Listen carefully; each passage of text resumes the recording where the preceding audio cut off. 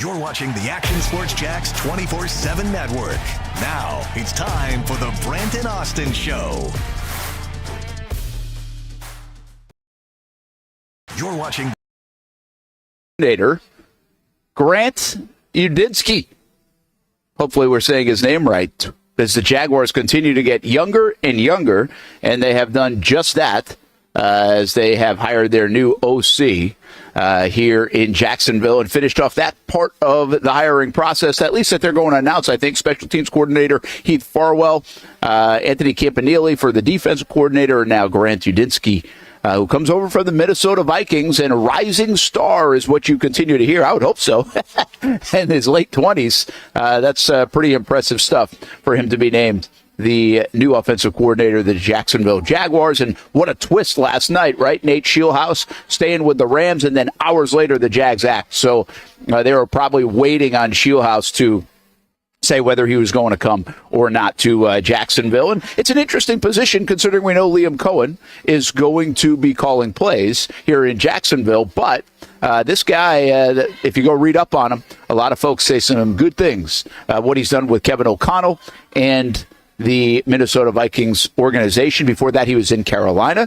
So a lot to like here, maybe with the Udinski hire for the Jacksonville Jaguars. Brent Martineau, Jason Hamby, Austen Lane. We are at UNF Arena. Love hanging out here on the campus of the University of North Florida. There's always a good energy, and it's a great time of year because you got that morphing between go time in the winter sports season and basketball, and they've got a doubleheader here tonight. Then you have the spring sports season just beginning. Softball starts this weekend, baseball next week. Got beach volleyball we'll talk about a little bit today. So we'll have a bunch of guests, including Nick Morrow on the show. We'll work them in and out. And, of course, we've got a lot of Jags talk, NFL talk, Super Bowl 59 talk here on the show, as well as we're at the Lone People Suite here on the campus of the University of North Florida inside UNF Arena.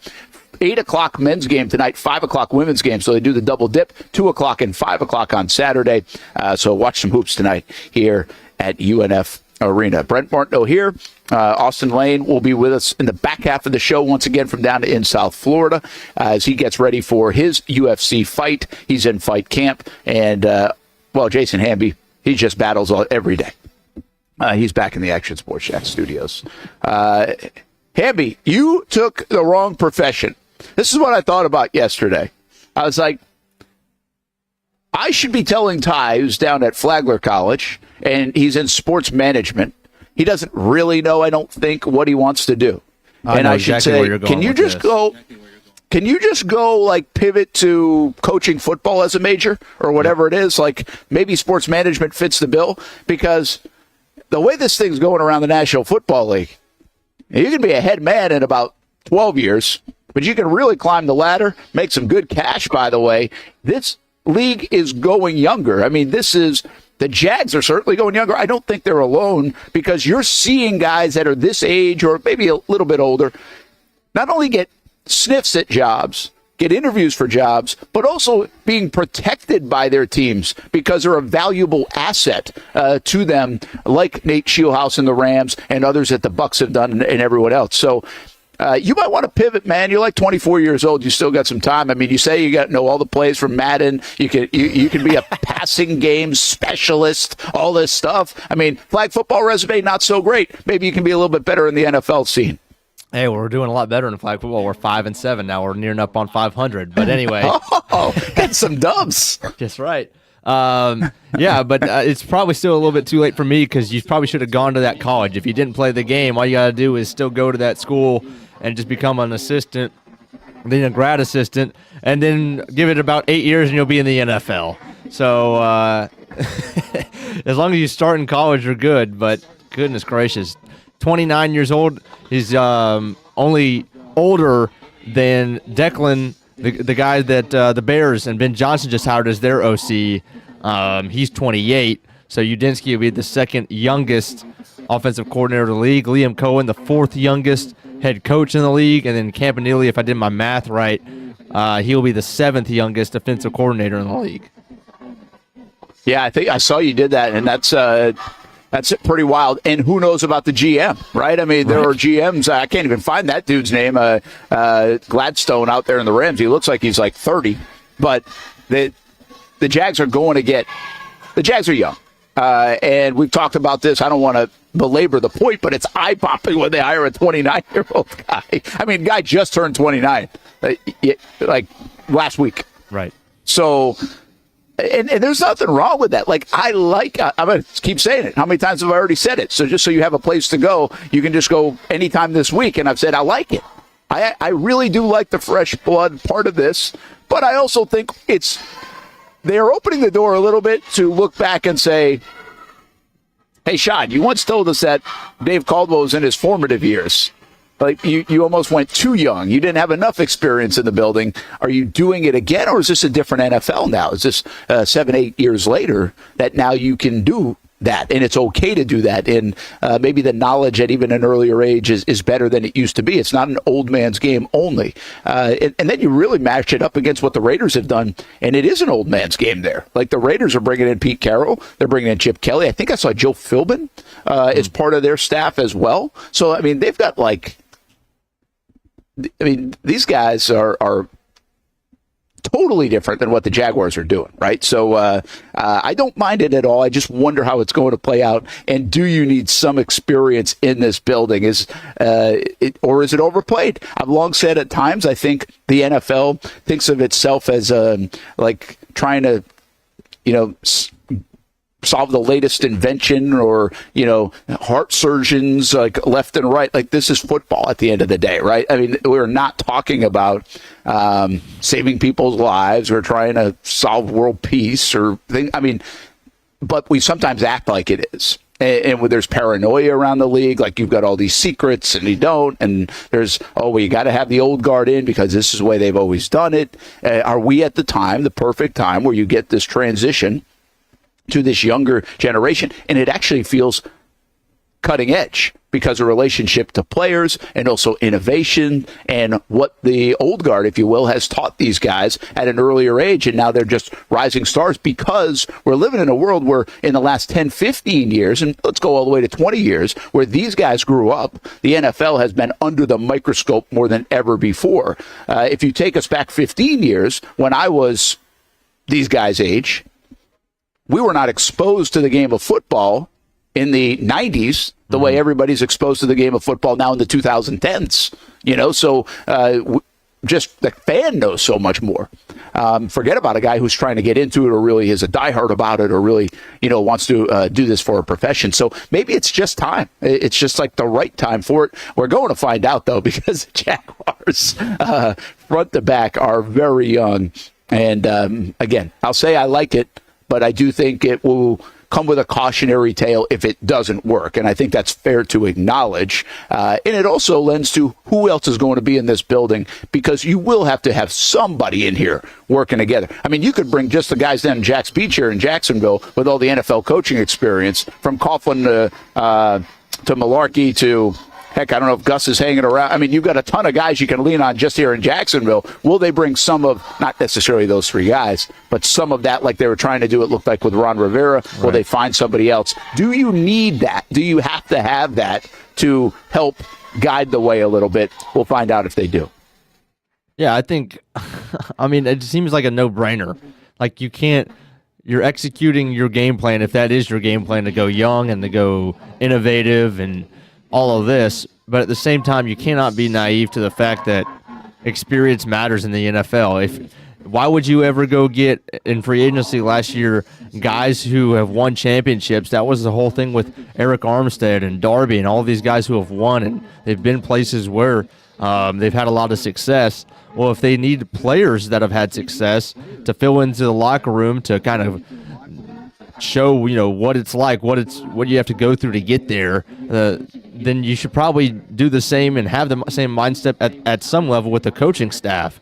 If you have all dudes who have never done the job, like, it's not even just guys that haven't done the job, it's guys that haven't been in the NFL that long. So it's like, yes, football is football, but even Liam Cohen, he's probably I have to go back through his full resume, but as far as full years in the NFL, it's probably been like 5. Campanelli's probably been like 5 or something like that. And now with Udinski, he's just probably about 5 years as well. Like, they spent the majority of their careers in the college ranks, and now you're coming in, and not only are you learning a brand new position with more responsibility, you just haven't been in the NFL that long. So I think it would be a no-brainer for me to go get somebody who's an assistant to be your assistant head coach. I mean, look, as we've talked about, your staff is 50 people wide. You go get there's plenty of positions available for you to go get a senior advisor, a senior analyst. It doesn't even really matter what the position is, as long as they're in the building and you're willing to listen to them. Then I take it. You bring up you just said something very elementary, in my opinion, but it's a good question. And maybe a question that Shad, Tony Baselli, Liam Cohen, they're all asking right now. How much does experience matter? Yeah. How much does experience matter in the NFL? Like, you said that, and if you think of it, kind of jumped out to me. It's like, well, experience might matter on the field at times. Absolutely. You can't just have a bunch of young guys. There's a way to do it. There's a way to be a pro. There's a way to handle the jump from the preseason to the regular season to the December games to the January games to the hopefully February games. Like, all those things, you need a roadmap. You need people helping you out along the way. But if these guys have all been around good organizations that have done it, the Rams, the Vikings, the Bucks, like, they've seen it. Yeah. Like, do you need another guy on top of that to show you the way? Like, these guys have been shown the way. And again, I do think it's interesting that we talk about youth when it comes to this staff. I mean, we are not talking about a bunch of kids just coming out of college. Like, Liam Cohen's still 39 years old. I mean, he's a grown man. He's been around it for a long time. Like, the resume's long. Anthony Campanelli's he's been around a lot of different stops. Like, right. These guys have had a lot of different zip codes, a lot of mailing addresses. And so, like, it's not that young. We might even be embellishing it a little bit, but there's a lot of first time this, first time that, and then you do mix in, okay, all this first time in new positions to go along with 29-year-old guy as well. It just really it just is right in your face how young this is, and we just haven't seen this here in Jacksonville. It was one of the reasons we thought Shad would go this way with Liam Cohen or Ben Johnson or Joe Brady, because he hadn't tried it yet this way. Offensive young guy. Jags did hire Jack Del Rio back in the day. He was 39 years old. Liam Cohen, even younger, 39 than Jack was. But, of course, that wasn't Shad Khan. Shad Khan hired a little bit older, mid-40s, Gus Bradley, and a young GM. But the GM world is younger to begin with. And then obviously went with the Tom Coughlin's, Doug Marone's, Urban Meyer's, Doug Peterson's. And those were all guys in their mid-50s or beyond. So this is different. We knew this could happen. I think the Liam Cohen part of this is not a surprise. The Liam Cohen thing is really great. That's the way we kind of wanted this to go. It's the rest of it that's maybe a little bit surprising, that everybody else is younger, meaning 30s to early 40s, but also first-timers. That's the more important part of this. Remember that. More important than the age is first time being in a position. Yeah. And that's where maybe the inexperience comes a little bit, but maybe not a lot of it is the point. You just said, does experience matter? I don't know. It's football. Again, we're not solving world problems here. We're playing football. And these guys do have experience being in good organizations, and maybe they've learned enough at this point. The other part of it is, why are these guys young? Are you trying to... So why is this a youth movement? All right? 3 things come to mind. 1, relatability to players. Austin and I have talked about this for the last 7 years. The player has changed in the last decade. The player is totally different than they were even in 2012. All right? So 12, 13, 14 years ago. Totally different. The player has changed. And I'm not telling you that's in a bad way. It's in a different way. And there's more money in the game. Branding is important. The players have more power. All these things that we have talked about ad nauseum, quite frankly, that the player has changed. So do these guys relate better to these players? This generation, whether it's millennials or whatever you want to call the label of generation. I'm not a big label of generation guy, but They want to know the why. Does that mean the coaching is a little bit different? It's not do this, it's here's why you're doing this. Did these guys communicate that better? So is that part of it? Or is there more innovation involved in actually the X's and O's because they're not stuck in the old way of doing it? Listen, Doug's way had worked. Andy Reid does it a very similar way, still working with very good players. Doug's way worked in 2017 to get to a Super Bowl and win it. Doug's way looked like it was working in 2022, quite frankly. But did it elevate the guys enough? Did it expand enough with that offense, that scheme? People have their hesitation on that, if it did or not. And it looked like it hit a little bit of a plateau, I guess, record-wise and statistics-wise. Can these guys take it to a new level because it's a little bit of a new age way of thinking? What you're hearing about the GM stuff is, hey, this would be a different way of scouting. Well, that's not the way the league works. The league has done things a certain way for a long time, and they have passed that down to now the 40-plus-year-old guys. And, oh, by the way, many people have won Super Bowls doing it that way. But are we unearthing these guys because this is the new modern way to do it? As Shad Khan said, modern football. Did he give us a big hint there? And so that's really my last piece of it, Hamby. Are we finding stars in Jacksonville? This dude, Udinski, rising star, they say. Liam Cohen, they wanted to keep him. Rising star. What about all these GMs people are talking about? They love him. I don't know what they're talking about, but they love him. Maybe rising stars. Campanile. He's 42 years old. Does that make you a rising star? Maybe he's a future head coach. Maybe that's it. And that would be the beauty of this to me. Forget about just being innovative and relating to players, but if you have found some guys that are the next guys, and this is now a new tree that starts here in Jacksonville, because quite frankly, we really haven't had that around here. We haven't, and that's why I think this is so much more about X's and O's and innovation, and that's why we're doing it. More than anything else, right? Yeah, the excitement that there could be rising stars is definitely. That's why it makes me think, that this is, what's the? It's just like, it could be a potential bust, right? It's like there's highs and lows with this because you're taking a risk, right? With these guys are all being first timers. At the same time, Brent, as I'm excited, I truly am excited about the X's and O's and innovation part about it. All these guys, you hear, everybody raving about them. Football's still about relationships, okay? On one hand, it's a good thing because we should be the most player-relatable team in the NFL because all of our coaches are the exact same age as our players, other than Campanile, who's a few. So we should have absolutely no issue with player relatability up and down the board. However, there's something to some of these coaches, like when we're dealing with, when you have a locker room of 53 and really a 90 man, okay, you're going to have problems. You're going to have arguments. You're going to have issues. And if you're the same age as those guys, like there's something to a lot of the older coaches, they deal with those things because they have grown kids. They're dads to like adult children. They've done it before at the hardest level, and so they can relate and be that to a player in a way that Liam Cohen cannot right now. And he's got, I think what are his kids, like 3 and 5 or something like that. It's not a slight. It's just he's not that old. Udinski is 29 years old. Half our players are older than he is, right?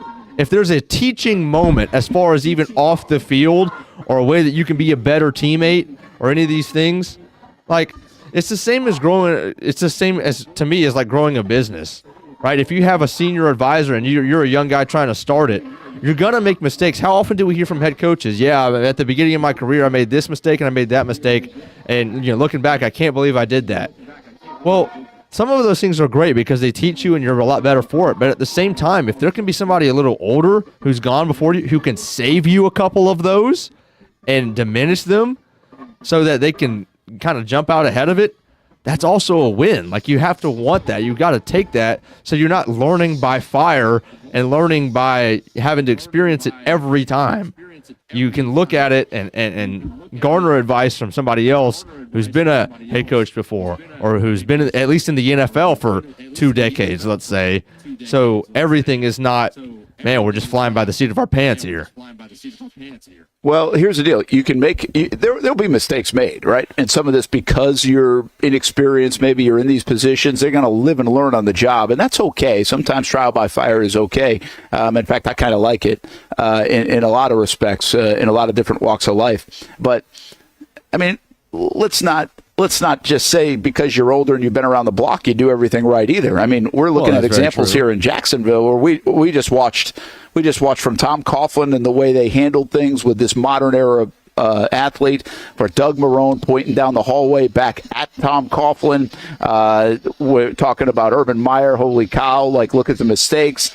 Doug Peterson obviously made some mistakes here. He pushed all the wrong buttons, quite frankly, in the last 15 months. So these are guys that have been around the block and making what turned out to be like disaster kind of mistakes for where they are in this organization. So, right. I mean, being old and being a little bit more wise doesn't make you right all the time. Of course, but so it can navigate some things for sure. But the point is, there are going to be mistakes made. It's how big are the mistakes that get made. Yeah, I mean, I agree. Let's go to the this chat right here. What I was kind of getting is interesting right now because. Go ahead. I'll go to the chat. You get your thought in a minute. Daniel Kilkenny says, calling plays and yelling at the ref, serious question for Cohen. We're going to find out. Nathaniel Hackett couldn't do it. A lot of other guys can. So if we want to point to the bad of Hackett, which he really couldn't handle that game management, it doesn't seem like. Right.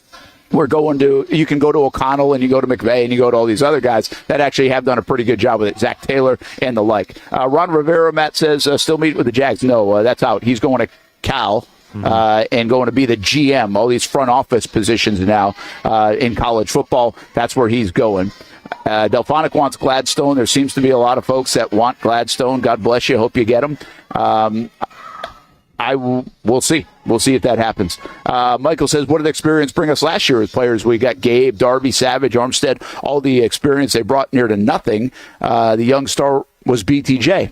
That's a good point. I think the point that Hamby was making a little bit earlier, there's still a part of that. What you wonder is, do they still have game left? Like, why are people it's like the Cooper Kupp thing. You can bring Cooper Kupp in, but is the name bigger than the game? Is that the right time to bring him in? He'll give you there are many people that say, by the way, Armstead did a good job in the locker room. He showed some of these young guys, the Mason Smiths and others, the way to be a pro. He did those kind of things that you would bring those guys in. We never got to the point in Jacksonville where we thought they were bringing them in to get them over the hump at the end of the season and show them what December football is all about, because December football didn't matter in Jacksonville because they were so bad. And, by the way, they were used wrong at times, and they also might have just been out of juice. That's the risk you run when you bring in older guys. So it's a fair point. It doesn't mean you don't want older guys at all around. The high is good with this. Absolutely. Love the ceiling part of this. The floor and the bust, as Hamby said, it comes into play. No doubt about it. So it's a little bit of a risk.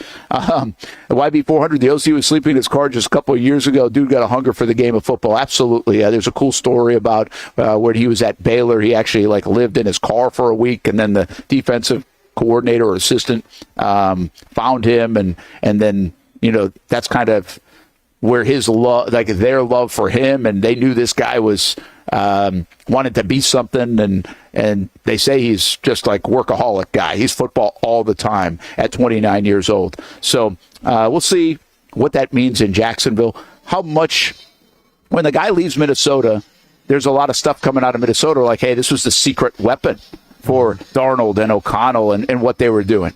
I don't know what that is, right? It's part of the ingredients. Who's going to get the credit? Well, Liam Cohen's going to get the credit, much like O'Connell gets the credit.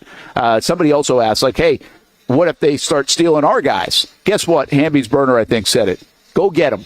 If the Jags are doing well enough to go come and get the assistant coaches, then have at it. Go get a coaching job, go get an OC job, whatever it might be. I still think that's a couple of years away if that's the case. So these are all good things. If that's what's going on, it's always a good thing to get plucked, Hamby. Yeah, that means we're winning. That means we're winning for sure.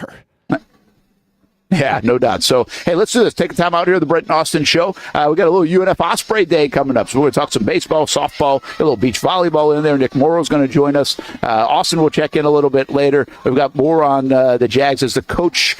This is going to be it now, I think, for the Jags to announce the coaching staff, OCDC, special team, obviously head coach, and then GM. And then we'll get the full laundry list of assistants and everyone else confirmed, I think, when it's all done. But no doubt they're closing in on this now, and that should be done in the probably next couple of days, if not by the end of the weekend.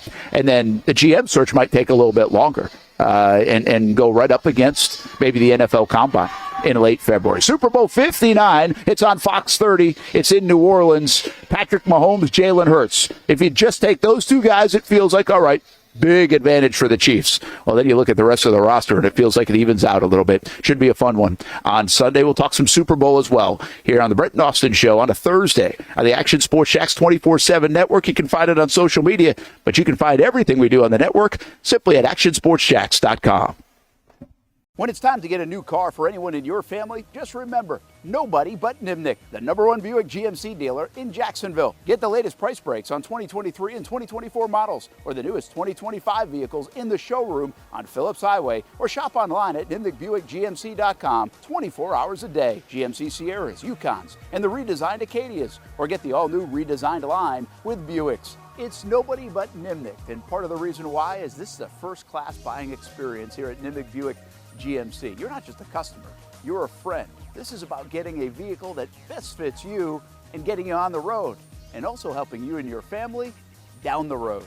Nimnick has a treating you right guarantee, courtesy, respect, fairness, and most Buicks, GMCs, and Jacksonville's only Car Bravo dealer, nobody but Nimnick. Who has put in the most years and stands behind a better experience? Nobody but Nimnick. GMC, we are professional grade.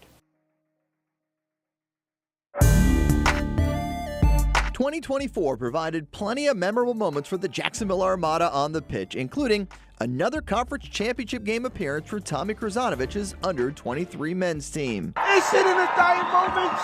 Debuting this year for the first time, the girls in blue, as the Armada fielded a women's under-23 side in the WPSL and made its presence known with some highlight moments. Potential goal of the season. Then attention turned to the future, with MLS Next teams representing the Armada badge in 3 age divisions this fall, including an under-19 squad ranking among the best in the state. Those teams are a big focus on Fleet and Footy, covering the big soccer stories each week on the Action Sports Jax 24/7 network. I'll put one in the back of the net for you. Join us for player profiles, fun interviews, and the very latest on the Fleet and all things footy. That's every Thursday at 2 p.m. I've been telling you about CGC Water Treatment and Plumbing for a long time now. Their drinking water systems remove up to 99% of contaminants. We've had a Connecticut water softener and drinking water system in our home for more than 7 years. You can see the difference whether you're washing clothes, the dishes, or what I like to do most, fill this up for some coffee every morning, and mostly all day. Remember, if you're not filtering your water, you are the filter. Don't be the filter. Right now, save $1,000 or more when you bundle a Connecticut Premier Softener with a Connecticut K5 drinking water system. The experts at CGC Water Treatment and Plumbing will test your water for free and determine your water score. Don't know your water score? CGC will find out and recommend the appropriate Connecticut water treatment solutions so you can improve it. Call 904-552-1242 or visit cgcwater.com. Ask about our 90-day love it or leave it guarantee. CGC Water Treatment and Plumbing, an authorized independent Connecticut dealer. Florida license number CFC 1432579. There's a saying in sports, you can't win them all, but you can win a lot with good folks on your team. Like that one painter, First Coast. It's tough to beat the sun in Florida, so your home fades. It's tough to beat that HOA when they come calling. Beat the sun, beat the HOA with that one painter, First Coast. And it's a good time to do it. Less rain to work around, and painting in mild temperatures is perfect. After all, the paint bonds to the surface so much better. Give that one painter First Coast a call at 904-417-3557 or look them up at first-coast.thatonepainter.com. Fast estimate, guidance on color and HOA requirements, and the highest quality job you'll find anywhere. Be a big winner in your neighborhood with that one painter First Coast on your team.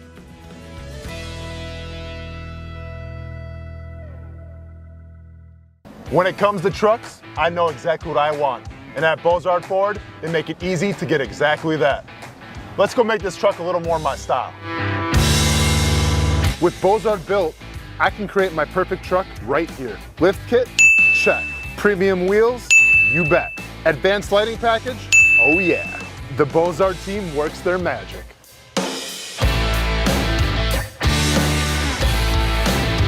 From bumper to tailgate, I'm making this truck mine. It's everything that I wanted and more. From the field to the gym to weekend adventures. This truck's built for my journey. Bozard Built. Customized for your lifestyle, built to exceed your expectations. Check out the inventory and available options at bozardbuilt.com. Unleash your dream ride. Customized, covered, and Bozard approved. Welcome back to the Brent and Austin Show, streaming on the Action Sports Jacks 24/7 network. Hey, UNF baseball, they're getting ready to roll here in a couple of weeks, and can't wait for it to happen.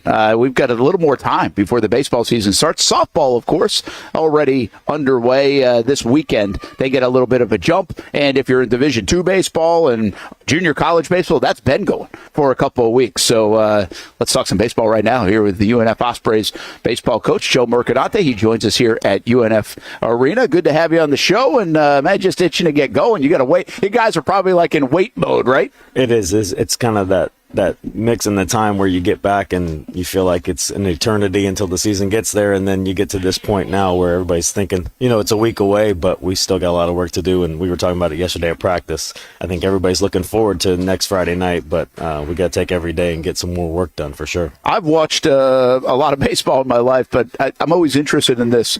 Like, what does that mean for you? Like, what is a lot of work still to be done? I mean, you hit, you take ground balls, you get the arms ready, but what does that look like, and what does that feel like as a head coach to know, like, all right, whether or not they're going to play a game next weekend anyway, right? But that it feels good, and I feel good about where we're at. Well, I think, with our team in particular, we've got a lot of new faces, and I think just the guys getting to know each other, playing within our system, the things that are important to our program, the boring stuff, I think, you talk about, the communication, the nonverbal communication, making sure guys know, if this happens in the game, this is where I have to be, making sure they have those pieces tightened up. And I think that's the stuff we have to continue to work on. Is, you're right, you take your ground balls, you take your BP, you throw your bullpens, all that stuff's great, but it takes a lot to play complementary baseball and play winning baseball. And I think each team has to learn what that's going to look like for their team, because we're not going to win games the same way JU's going to win games, or Florida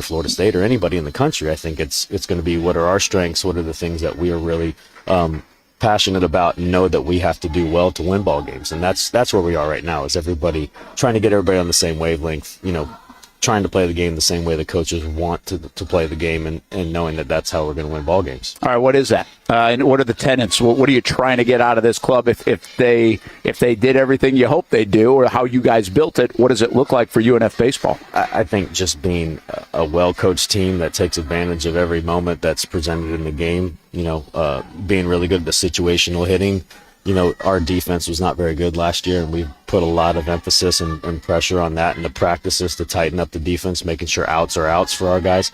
And on the pitching staff, we've got a lot of numbers. We've got our strength in numbers. We've got some quality pieces. We certainly upgraded some of the stuff when you talk about what's coming onto the mound for us. But being able to match guys up, being able to pitch and put our guys in spots where they're going to have their success because of their stuff. But we want teams to leave playing UNF and be like, man, that's a well-coached team. You got to do everything right. They're not going to give you an inch. And I think our guys are starting to grasp onto that. And obviously in this ballpark, you can hit some bombs as well, or you can at least, those extra base hits. It's a hitter-friendly park most of the time. Do you feel like it still will be that way? Can you build your lineup a little bit that way? And obviously you got to guard against it on the other side with your pitching staff. Right. I think obviously your ballpark always has to be in the front of your head when you're making a team. I've been on a part of some teams where we hit a lot of home runs, and when you play only the power only game, you're going to run into some slumps. You're going to run into some games where you face some really good pitching. So we certainly have some guys we expect to hit some home runs and some doubles for us, but we've got to find ways to manufacture runs when the wind's blowing in, or when you're facing a Friday night guy that's sinking the ball and you're not going to be able to get it in the air a whole lot. How do you manufacture runs in those situations? So I think for us, from a coaching standpoint, is we're trying to develop the other parts of the game that aren't just guerrilla ball, which, listen, I love watching that as well, but obviously you can hit the skids on those teams when times aren't everybody's dialed in together. You know me, I'm a big small ball or baseball guy at times. I think people, you can mix them all together. That's what you just said. Hey, I like watching the power game too, but I think people assume that if the Yankees play this way, you can play this way at all levels of baseball. And I think you just kind of said it. You've got to be able to adjust for those big arms or the windy nights, or still be able to win a baseball game. Do the guys understand that? Because now this is a generation that's been grown up with doubles and triples and homers, and those things matter. Those things get recruited. Those things produce. But do they understand, or do you have to really preach to them like, hey, this stuff still does matter here. Right. Don't just watch the Yankees or somebody else play. Yeah, I think you hit on the head, though. The generation is caught up with the power aspects of the game, how hard guys throw, how far the exit velos, all those things. And certainly, listen, we can't be naive and say that the strength doesn't play in our game, because it certainly does. But I think when you get guys here and start talking about your system, and they start getting into the college game and seeing that, hey, just because you can hit a home run whenever you want in BP doesn't mean you're going to be able to do that in the game, versus live pitching, versus scouting reports, versus information getting out about you.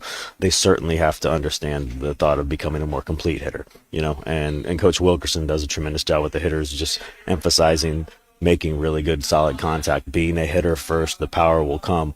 So that's something that certainly there's a little bit of an education and kind of making sure those guys understand it when they get to our level.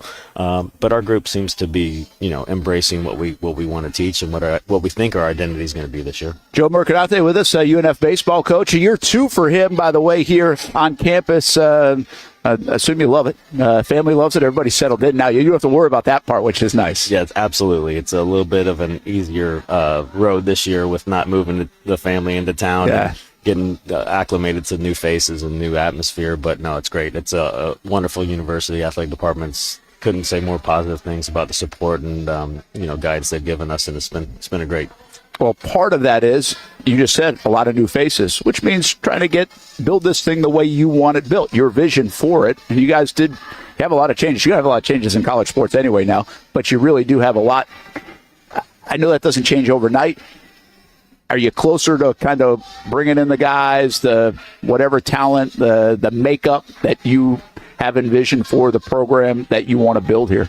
Absolutely. I think, went back and evaluated after last year, and there were just pieces that we were missing and felt like we needed to address some things we weren't very good at last year. So we went out and really, in the portal and the transfer market, really got some guys that we felt like, could help us with some of the defensive deficiencies we had on the pitching staff, get some more depth, create some different looks. The balance in the lineup wasn't very good last year, kind of right-handed heavy, so we went on and got some left-handed bats. So you certainly, each year, each transition, and when you go to different classes, trying to address the things you need to improve. And then obviously bringing in 2 new coaching staff members and trying to get acclimated with them and making sure they're on board with what we're trying to do. But this group, the majority of the guys, all of the guys that are here because they want to be here, number one, which I think is a huge piece when you come to the buy-in process. That's not automatic. No, it's not. And that was a big thing for us when we went out and recruited, was just because they're a good player doesn't mean this is the right place for them. It's, do you want to be a part of what we're trying to do here? And do you want to embrace those challenges every day and kind of help us, create a name for ourselves? Yeah, 24 newcomers, by the way, 14 transfers, 10 freshmen. So, you might not know really how those guys, practice is one thing, but you really, when the bullets start flying, you'll figure out, I don't know, maybe it might take a couple weeks, few weeks. But really the idea is get into conference play, and that's where you want to know a lot about your team by then, right? No question. I think, you do your work in the fall and the preseason. You have an idea of what your starters are going to be in kind of that select group of, 10 or 15 arms you really like. But as I told the guys yesterday, like, nothing's been decided. This is a process for us. It's a journey the whole season. So where they are now isn't where they're going to be at the end of the season, and that's a good thing. I think that's what keeps the guys a little bit on edge with a chip on their shoulder, kind of fighting to improve where they are and make an impact for the team. Obviously, you can do that. There's so much competition around it. Nate, by the way, put together some pretty good notes here, so let's talk about some of these guys. I want to make sure that these don't go unused, Coach. Well, you did mention, by the way, the coaching staff. I mean, we know the name Brad Wilkerson, recently with the Yankees. Obviously, he was crosstown with JU for a bit, Florida Gator, MLBer. Right. That's a nice get. Absolutely. Brad and I have known each other for a while and just always respected his knowledge of the game. And one of the few guys that was really successful at that level, but is a great teacher. And I think that's what I love the most about Brad is he can really communicate, get on base levels with those guys and speak to them in their language, which I think is the biggest piece of coaching, just with the new generation. Yeah, absolutely. The way things change. Just because you're smart and you've done something, this is an inquisitive generation. The kids today want to know why they're doing things, why you want them to do things. And in the old days of just because I said so, it doesn't work anymore. That's right. I just got done talking about that with the Jags. I mean, you're talking about youth guys. You can't just say do it anymore, right? Absolutely. And you need to speak their language and kind of get into the the bunker with them a little bit. And he does a tremendous job of reaching and connecting with each guy.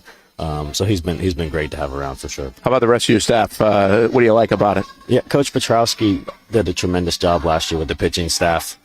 Really took what was here and kind of created his group with those guys and really fed off of what the strengths were with those guys, and did a tremendous job with let's be honest, a little bit light stuff compared to our peers in our conference. But again, stuff doesn't mean everything. So has done a great job. We've got a very competitive group. This pitching staff feeds off each other. They really push each other, and that's what you want. You want that inside competition every day, and the bullpens are competitive, the scrimmages are competitive, and he's done a tremendous job. And then Garrett Bush just joined us, another local product, played at Auburn, played some professional baseball, so he's been a really nice piece to help Mike with the pitching staff. So really excited about the staff. All right, how about a couple of transfers? Talk about, you mentioned Carter White out of UCF, Kai Etwaru, am I saying that right? NEC Pitcher of the Year, so you go grab somebody up in the north, and I think people miss this part. A lot of good ball players up there. It's not just down here in the south. I know you look at the top 25 and you're like ACC, SEC, everywhere else, but a lot of good ball players up there, especially arms. Yeah, no doubt. And Kai's one of two Florida residents that were up in the Northeast playing college baseball. Wow. And didn't have their opportunities right out of high school, but went up there, established himself, proved himself, wanted to get back out of the cold, get back to the sunshine, get closer Don't to blame the family.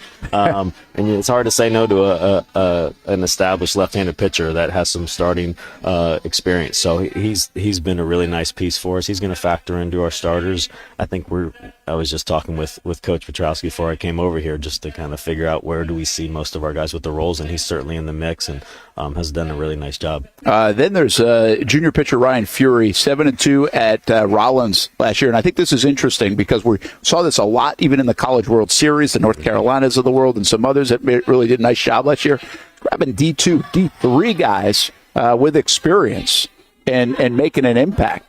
Talking about maybe not right out after school, but you guys are leaning even at the D1 level. It's not like, no, that's a different level of ball. These guys can come on and play here maybe after a couple of years of experience. Yeah, certainly there's a little bit of a difference in the level. And obviously, the margin for error maybe gets a little bit smaller. Maybe the depth of the lineups gets a little smaller, but there's a big value on experience and having success in the experience. And obviously getting a guy like Ryan, who's been a weekend starter, has played winning baseball, has put his team in positions to win for a couple of years in the starting role, was big for us. And he and Mike have worked really hard, and he's made some really good adjustments and gotten a lot better in a short time here. So we're excited to see how Ryan does this year too. What about the league? And the whole people don't understand this. Obviously, you got the Florida Gulf Coast, you got JU across town. I mean, you got some Stetson. There's some teams that are always good. And I think it feels like, from what I understand, that maybe the back end of the league isn't as strong. RPI plays a big role now into the postseason of college athletics, even your postseason of college. It's a balancing act, right? I think it's just not easy to understand for everybody else, but you guys have to understand it and build around it, schedule-wise, an off-season schedule, non-conference schedule, and obviously then take care of business in conference play when it comes. Right. Yeah. The scheduling part, listen, we're in a lucky spot being in the state of Florida. Yeah. you drive 2 or 3 hours in any direction, you're going to play a top 150 team in the country when it comes to the RPI. So we're going to get our challenges, and I think we're going to play postseason caliber teams many times this year, which is what you want to do. You want to obviously play good competition that's helping you get ready for the most important part of the season, which is postseason baseball. So outside of the non-conference, you're going to have those midweeks against the Floridas, the UCFs, the Florida States, the USFs. But then you get into conference and you talk about the ASUN, which in my opinion is my second time around. It's a very underappreciated league when it comes to the quality of teams that are here. You start pulling up scores midweek games. There's an ASUN team knocking off a Power 4 team every week. And I think that speaks to the level of baseball we have here. Certainly the depth's a little different when you talk about some of those bigger conferences, but that's a beautiful part of our game. Any time on any given night, a team can go out and knock off a team that should be better than them on paper. But our team has a lot of depth, especially at the top. Wrapping up with Joe Mercadante, baseball coach here at UNF, second year. There's a lot of stuff going on with the NCAA. How are you even navigating it right now with the potential for 34-man? I think people assume. There's a couple of things that I hear all the time, like 34-man roster, or it's already assumed. Well, it might be assumed, and so people have shedded some rosters at the D1 level and are in preparation for it, but it's not done. And then the other one is this junior college stuff that we keep hearing about. It's like, I've had that so many times. Like, they get another 2 years, like because of the Vandy kid. It's like, I don't think that's like a done deal either. There's still a lot of nuance and movement and not a lot of confirmation about things going on.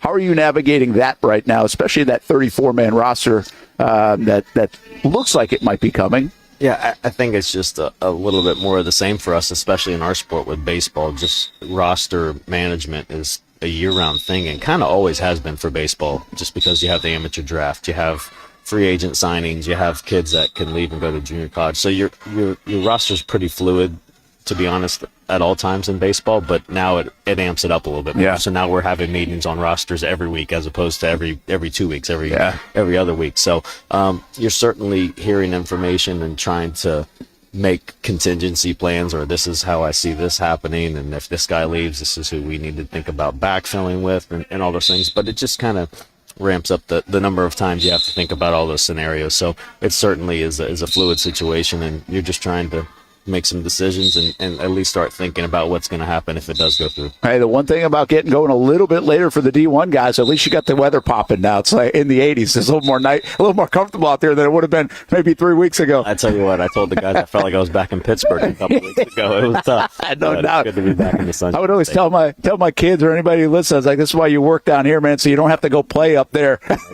No question. That's where I played, and that wasn't fun, the early part of the season. Notre Dame to start things, that's pretty cool. You got a 3-game set with them to open. Yeah, very excited. I think Coach Stifler's done a tremendous job this time at VCU and what he's done at Notre Dame, and it's going to be a great challenge for us. They're going to play a really good brand of baseball. Obviously, we know the conference that they play is a tremendous conference when it comes to baseball, but we're going to go out and play our game. We're going to go out there and expect to win a home series and start off the season on the right note, and that's the standard around here, so we're looking forward to it. All right, come on out next weekend, UNF on the campus, and watch some baseball. We'll be out here quite a bit rooting for the Ospreys and see how they do here in the spring. Joe Mercadante, the baseball coach here at UNF in year number 2. Good luck. Have a great season, and we'll see you out on the diamond. Sounds good. Thanks. All right, let's take a time out here. Brent Austen Show, Action Sports Jax 24/7 Network. We'll spin it back to some football. Oh, we got some news while I was talking. Jags plan to hire Shane Waldron. Pass game coordinator role, according to Jeremy Fowler. All right, they keep adding. Do we check the age on Waldron? I think he checks out. By the way, Waldron and Liam Cohen go back to Maine, and that relationship, and it was Waldron reportedly that helped get Cohen to the Rams because he told McVay, you're going to want this guy. And so now he returns the favor a little bit, and Shane Waldron, a part of the staff of the Jacksonville Jaguars. More on that when we come back here on the Action Sports Jax 24/7 Network. If you don't see a pit, it ain't legit. When you hear that, you think Bono's Pit Barbecue, a staple in Northeast Florida now for 75 years. A place that feels like home with friendly service, a meeting place for friends, family, or business occasions. On the menu, the corn nuggets are a favorite in our house, but there's something for everyone. Sandwiches, platters, salads, sides, desserts, and family feasts. You see Bono's all over the place in Northeast Florida. You know, there are almost 20 locations in the Jacksonville area now, so stop on by, sit down, and dine in with Bono's. You can also take it to go. There are drive-thrus in many of the locations, and they have delivery options too. Just download the Bonos app to make things easy. I signed up for the loyalty program, and you can too, to get special offers. If Jacksonville is home, few things feel more Jacksonville than Bonos Pit Barbecue. Celebrate 75 years and many more to come. Bonos Pit Barbecue. If you don't see a pit, it ain't legit. For the game day hustle and every day in between. Juggling my show, Jag Social, to going under the Friday night lights and a social life, it's a daily tournament. But this ride, MVP status. The all-new 2024 Lincoln Nautilus isn't just my car, it's my personal locker room, office on the go, and VIP lounge on wheels. Let's talk tech. My profile remembers everything from customizing my dash display to setting the ambient lighting and my signature scent. And wireless charging, essential for live tweeting scores. Whether I'm packing for a beach day with friends or heading to the gym, there's space for every passion. After dominating all day, this becomes my recovery zone. The massage feature is like having a personal PT on call. Life's a non-stop game, but with this ride, I'm always on my A game. The 2024 Lincoln Nautilus. Drive your passion. You trust CGC to make your water great, and now you can trust CGC with your plumbing needs as well. Fast, convenient scheduling, licensed and insured. A quick call away at 904-552-1242. You never know when you're going to have an issue with a shower, toilet, or maybe it's a sink that sometimes is easy to fix. All right, let's be honest.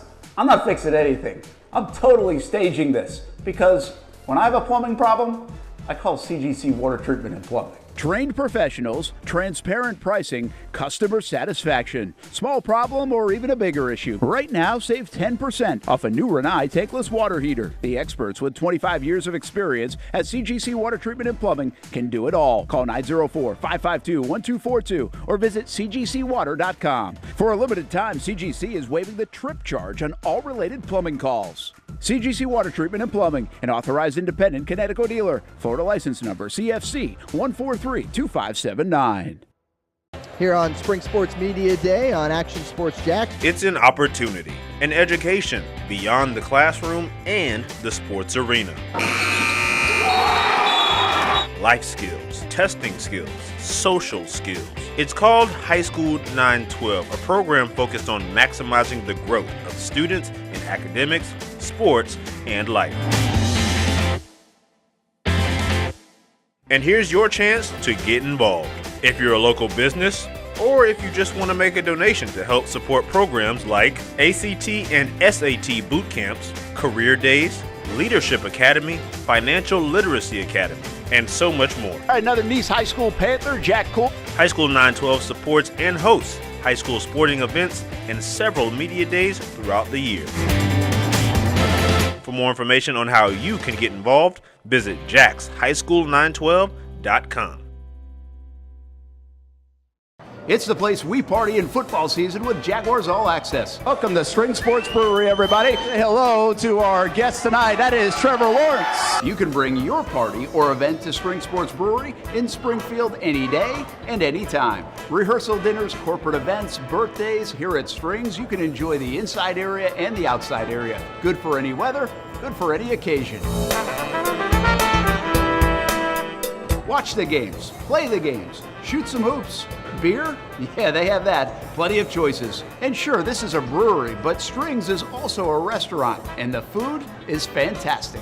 A full menu made from scratch meals. And if you need String Sports Brewery to help with a party at your place, they cater too.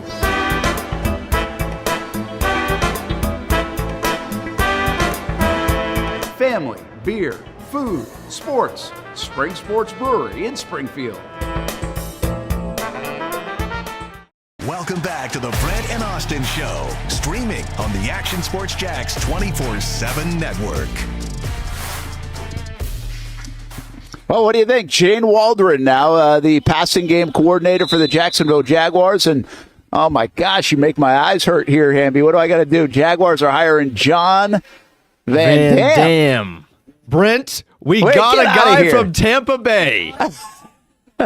Oh, is he from Tampa? He's from Tampa Bay. He's the pass game specialist now.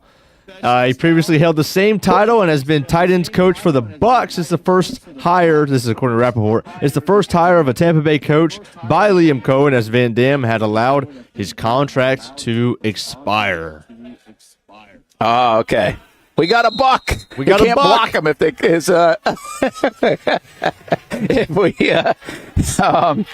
if they let his contract expire. I guess they can't do anything about it. Right. So I don't know that guy.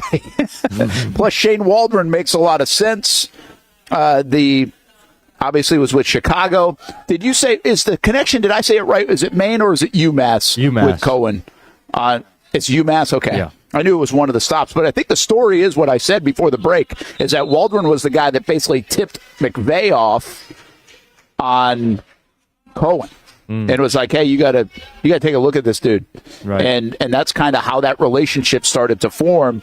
And Waldron's going to be passing game coordinator? Yes. Are we someday going to get to the point in the NFL where there's a third down specialist? There's going to be a first down specialist, first down coach, second down, third down coach, red area guru. Red area. That might be a good idea, actually. That's not bad. John Van Dam. Just sounds like a good football name. John Claude? That's Austin would know that. So we got passing game coordinator and pass game specialist. What the hell is the difference? I don't know. Like, seriously, what are we doing? Like, are these titles? Like, what is this? So we have Liam Cohen, the head coach, football play caller. We have Udinski, Grant, OC. You've got quarterback coach Spencer Whipple. You have Shane Waldron, pass game coordinator. Yep. You have John Van Dam, pass game specialist. If Trevor Lawrence doesn't throw for 5,000 yards, I mean, holy cow. 5 guys. I'm a believer, by the way. So let's hope this isn't the case. But I'm a believer that you can have too many cooks in the kitchen. And I wonder if the sport in the NFL is getting a little bit there, where you've got too many voices. I'm not a big too many voice guy. I like to trust the voices around and have the voice. I want people to have a voice, for sure. But I don't need like 15 people. I give you an example of this. Now, this is totally different than running $1 billion business in the NFL. But like we do our Dream 18 golf tournament, and I've been on so many committees where I always use this example. I've been on committees and they're great. Like it's a good thing. Everything is fine. But you have like 15 people at a conference table in this committee, and they're like having this idea and this idea and this idea and this idea and this idea. And it's like, oh, hold on. We can't do like all great ideas, but you can't do all that. And so one of the things I learned from that before we did the Dream 18 golf tournament was like, I'm not having a committee. Like, I'm going to have like 3 or 4 people that we lean on and do it this way and take the information that I already know from playing in a million tournaments or whatever else. So that's an example of it, and it's not coaching football, okay? Like, I get that. I'm just telling you that's why I view it that way. I think you can have too many voices. I think it can get bogged down. I think you can have too much dialogue. People in our office or whatever know I hate to meet. Like, why are we meeting just to create another meeting in a week? Like, let's meet to get stuff done. Even if that means an email the night before so we can actually get answers at a meeting. People love to meet. They think they're accomplishing stuff when they have a meeting. That's not always the case. Many times it's just a discussion that lands into another meeting with no solutions. So if you manage everything right, which Liam Cohen's going to have to do, I guess that's cool. I just do hesitate a little bit to have too many voices. Like you just said, 5 people around Trevor Lawrence. Right. Like, he's not a rookie. He's going into year 5. Now, if you're all on the same page, but communication's hard now to get 5 people aligned and then the quarterback aligned. You've really got to do that well. So I'm not criticizing this. I'm just saying it feels a little bit unnecessary to have this many people involved in the coaching staff so robust as we do in the NFL. But we do the same thing in the college game now, too. maybe in that profession, maybe in that day-to-day, the more the merrier, because there's a lot to dissect, and maybe that's how you find and unearth some things that are going wrong, going right, how you incorporate it, how you teach it, how you practice it. I mean, there's got to be a good reason for it. I just always kind of like, whoa, that's a lot. That's a lot of people. I think you could probably be okay with like the old head coach, OC, quarterback coach, and be just fine in the National Football League. But it's pretty wild that they're hiring so many, and again, they continue to be pretty young. Obviously connected to Cohen too. Like when you go back and look at this tree, how many are not going to be connected to Cohen or a place that he came from? O'Connell, obviously, his staff. LaFleur, his staff, which means that tie-in from O'Connell to LaFleur to McVay. And then, of course, the Rams and the Bucs. And then, of course, there's the UMass stuff and the New England stuff where you're seeing some of these coaches come from in their backgrounds. So it seems like there's a lot of familiarity. Maybe the two coaches so far that don't have the familiarity background with Cohen, Heath Barwell, special teams coordinator, Richard Angulo, the tight ends coach of the Jags, those two guys are staying.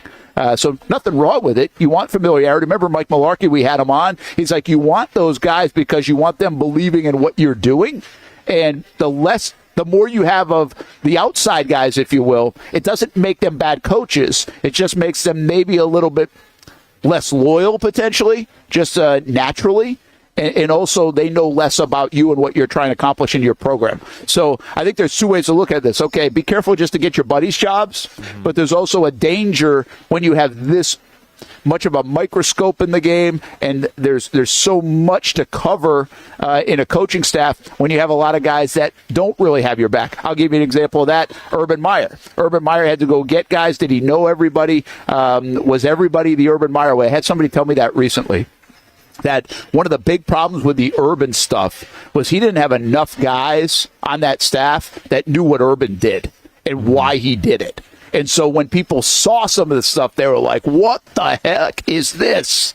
You know, and they were stunned by it and shocked by it and texting their agent about it or whoever else.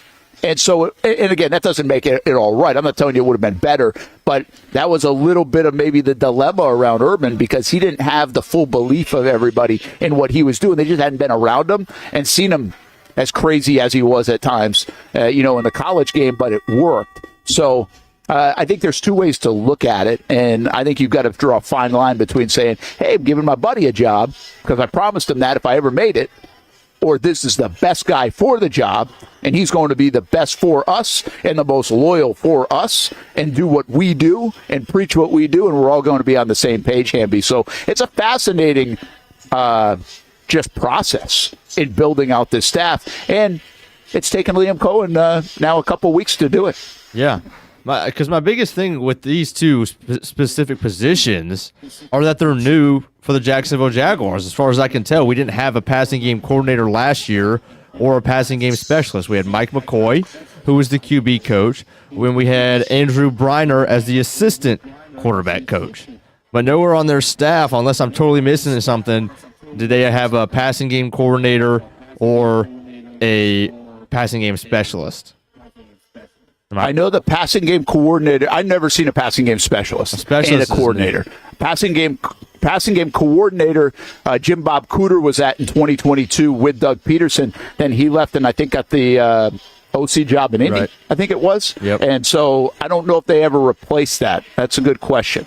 But the fact that we don't know also says a lot. It's like, is it really needed? Right. But you're right. The Jags have added. But passing game coordinator is a pretty familiar spot now in the NFL. I don't know passing game specialist is like a thing on top of the coordinator. Right. I would have thought it was like kind of the same deal.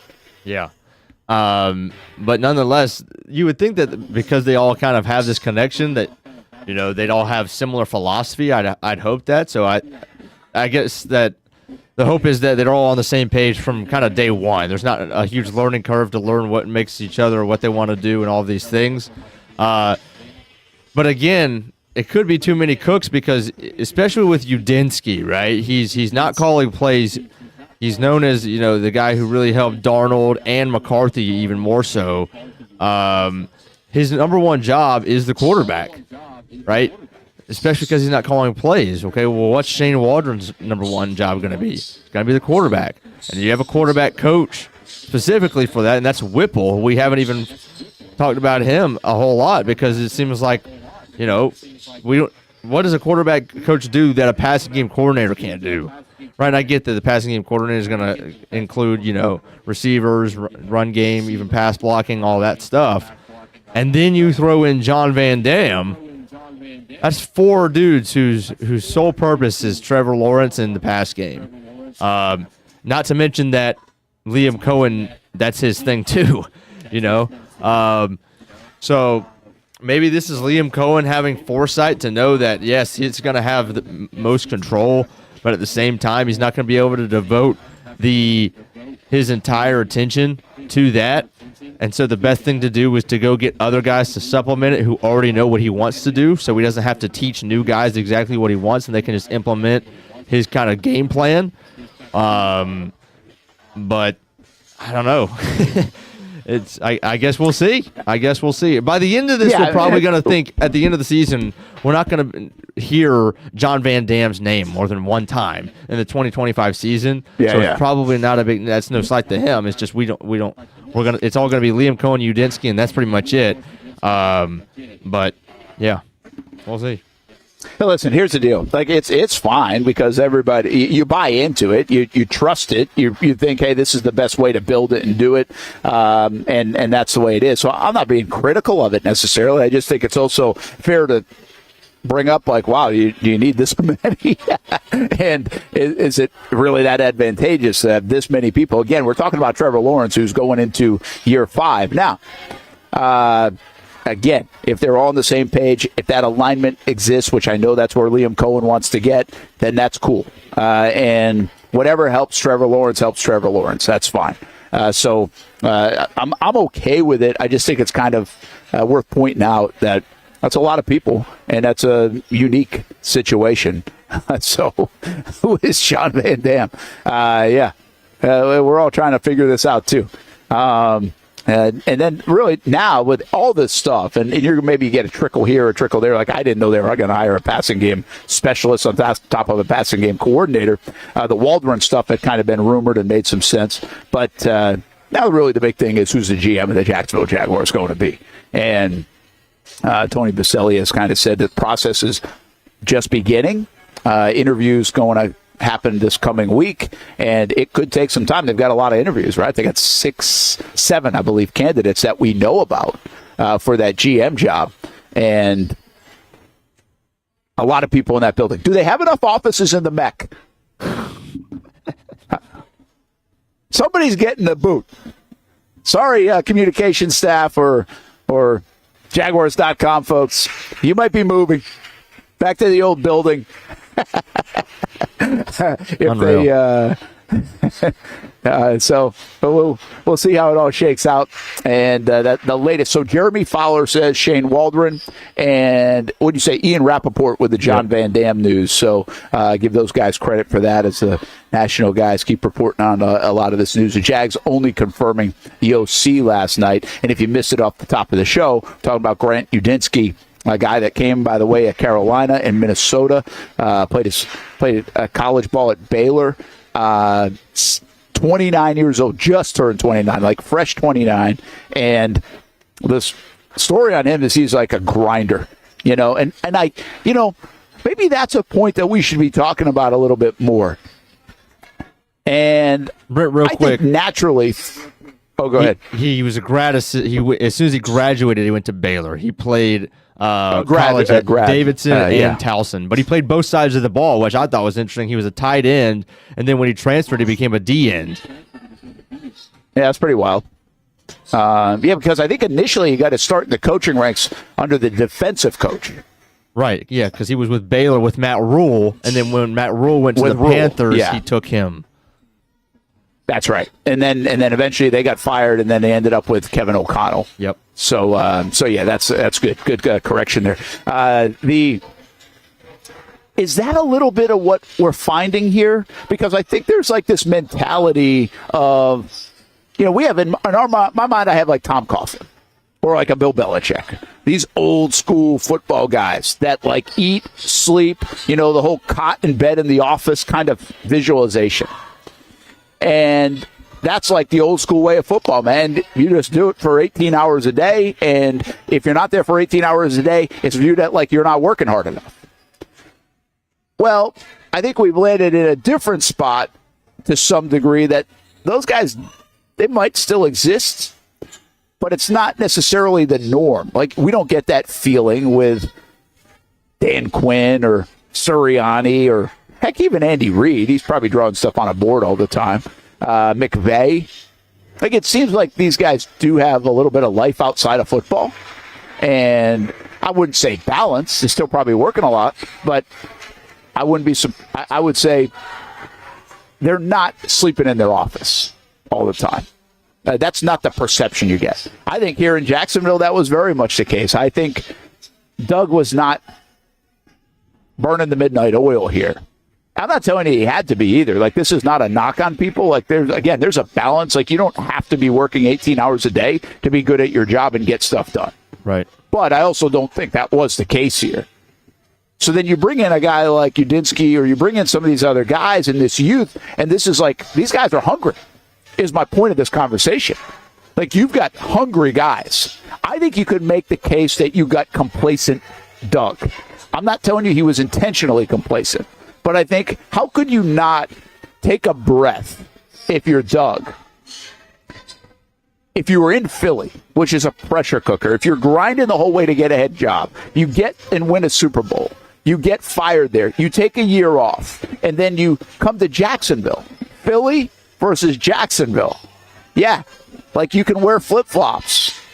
You're not wearing them up there in Philly, right? Like it's definitely a different feel. And did Doug maybe did he feel that too much? Did he feel that? I thought this was the argument I made a bunch of times that he, in front of a microphone in his news conference, did he have, at least this isn't the Philly media, kind of like take my foot off the gas. Well, you still got to answer questions and talk to the fans and do all those things, right? So I've wondered that. It's a hard thing to articulate because I'm not trying to say he didn't work hard and all that stuff. But I think it's fair to wonder how much he was just like getting after it, the intensity of when he was in Philly versus when he was here, especially when he won in 2022. And now you're like, you got a little bit like, hey, man, we're going in the right direction. Did he lose a little bit of the juice? Maybe that's the best way to say it. And I don't know that for a fact, but if he did, and I kind of feel like he might have, did the players see that too? Because guess what? You personify the head coach in that way.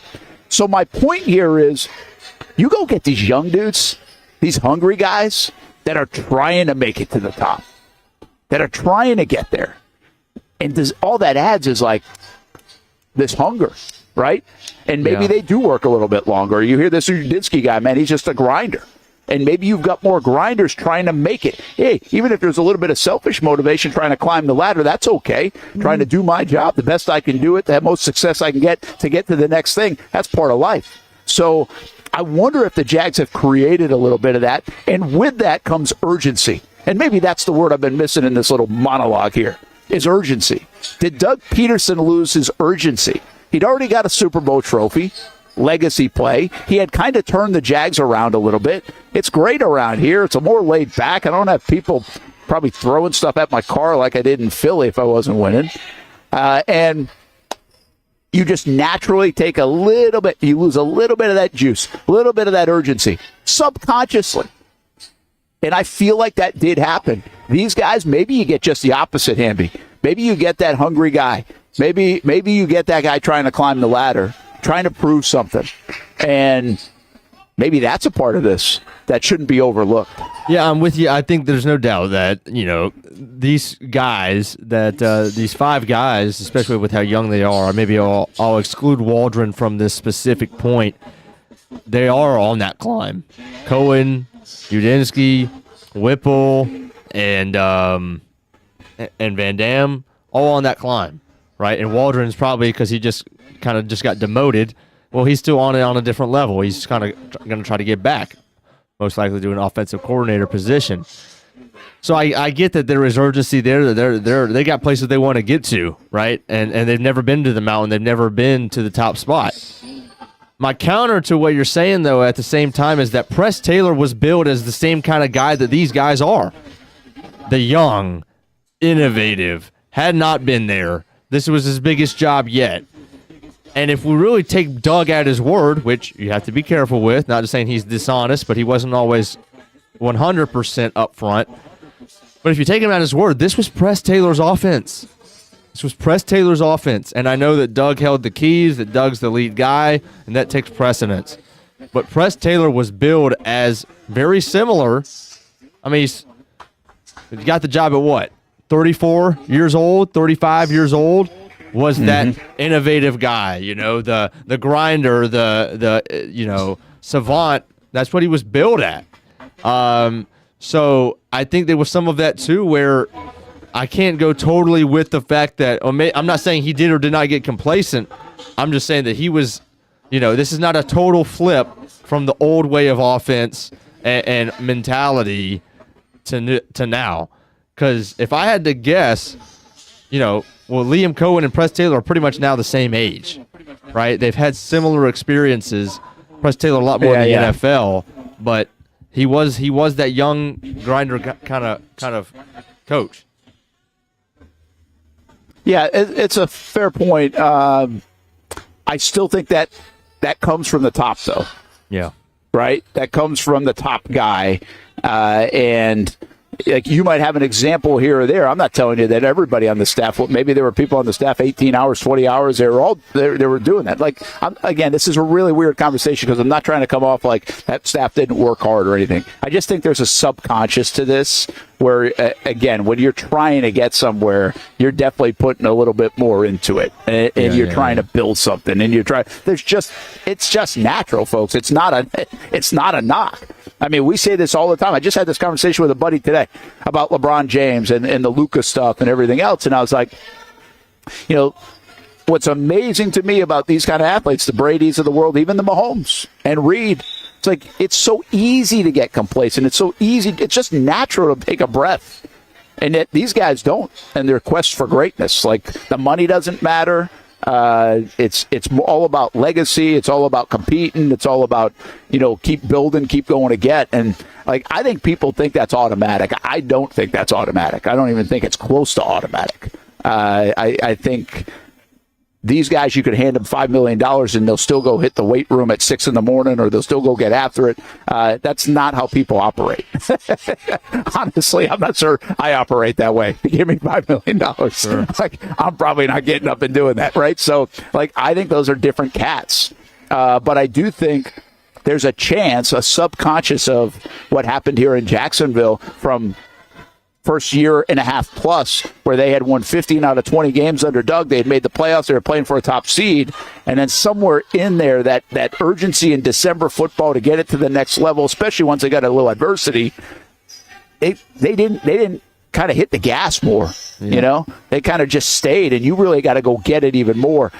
And especially even into this year, because you got to believe like there was something just amiss that we were trying to figure out, and that's one of the theories I think about this football team and how it happened. Let's do this. Take a time out. Brent Austen Show on the Action Sports Jacks 24/7 Network. Jason Hamby along as well. We're at UNF at the UNF Arena. 5:00 women's game tonight. 8:00 men's basketball game, and also softball season starts today. The Ospreys will be on the road. We'll visit with the head coach when we come back here on a Thursday edition of the show. Of course, Super Bowl 59 Sunday on Fox 30. We'll have specials Friday, Saturday, and Sunday. 7 o'clock on Fox 30 Friday, 7 o'clock CBS 47 on Saturday, and then 10 in the morning on Fox 30 as well on Sunday. You'll get our Making of a Champion show. We talk a lot about the Jags, obviously a lot about the Eagles, and about the Chiefs as well. We'll be right back from the University of North Florida.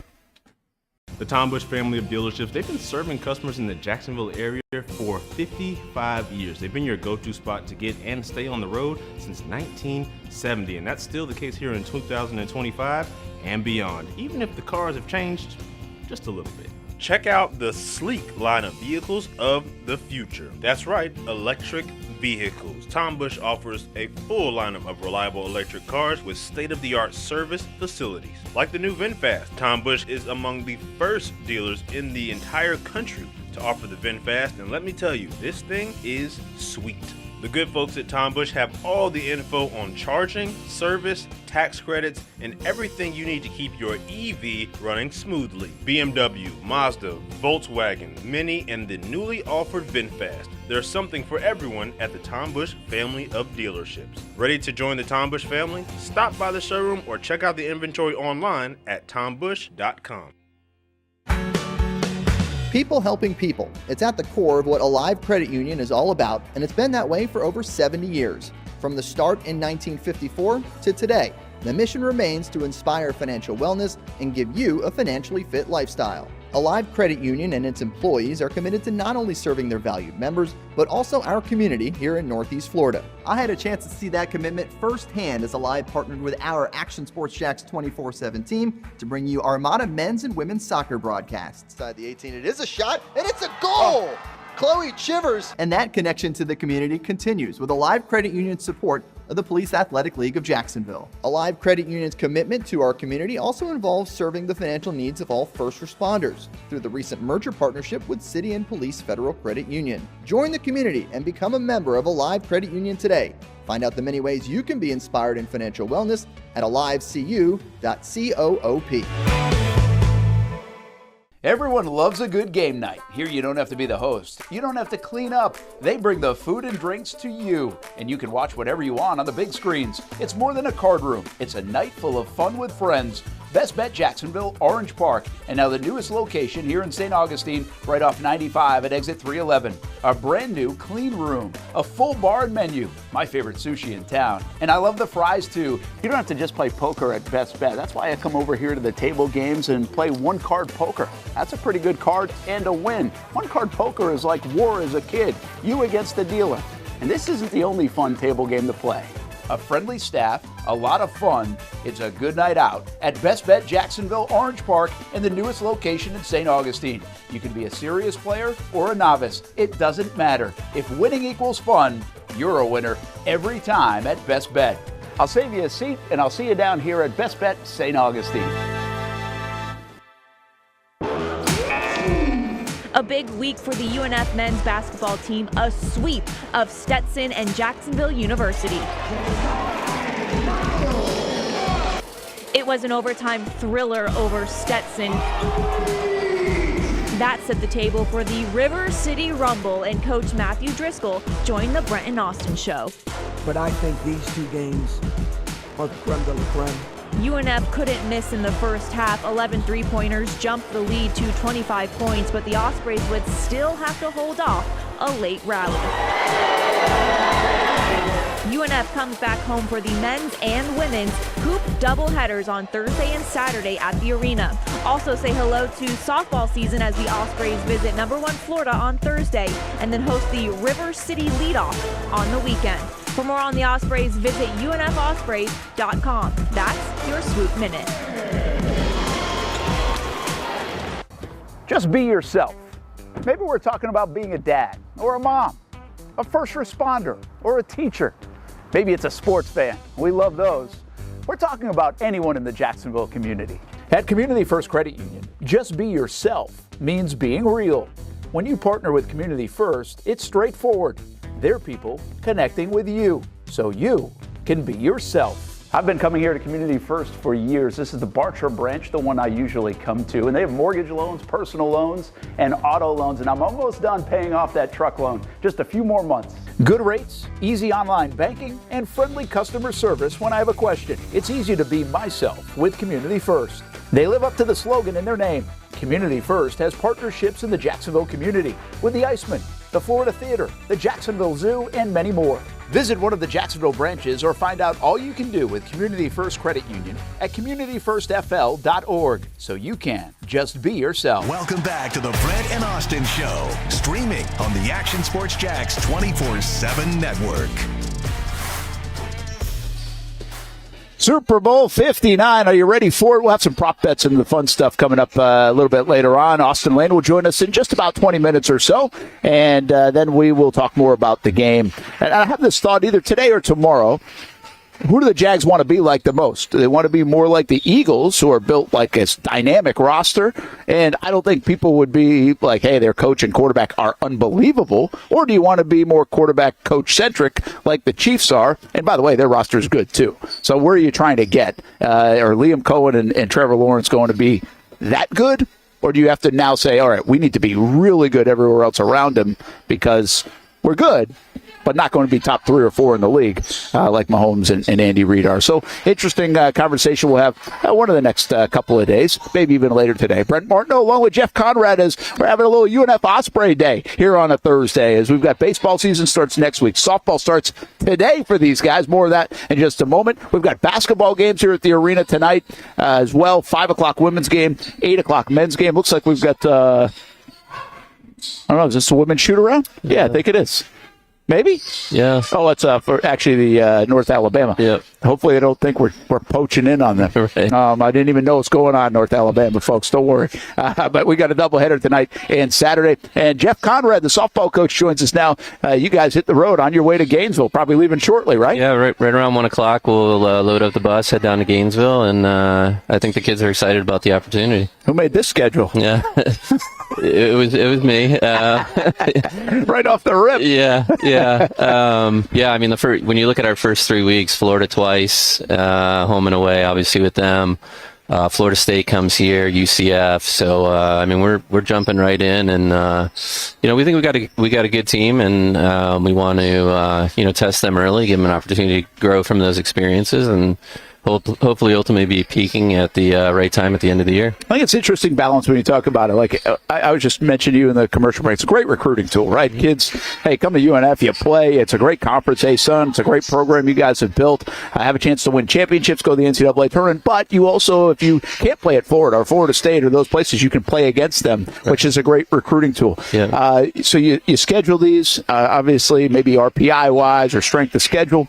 What's the balance between getting too beat up and then and maybe losing a little bit of a confidence going into that ASUN season, and then also the flip side of not being prepared the right way for the ASUN season? Yeah, I think that was probably the big concern coming into this year was, we've always traditionally put a really challenging schedule in front of these guys, and with the number of kids we had graduate last year, 9 seniors that played a lot of softball here, we, went back and forth on, what is this going to look like with this challenging of an early schedule with such a young team? And, ultimately, I think we just decided for us to get the program to where we want to be.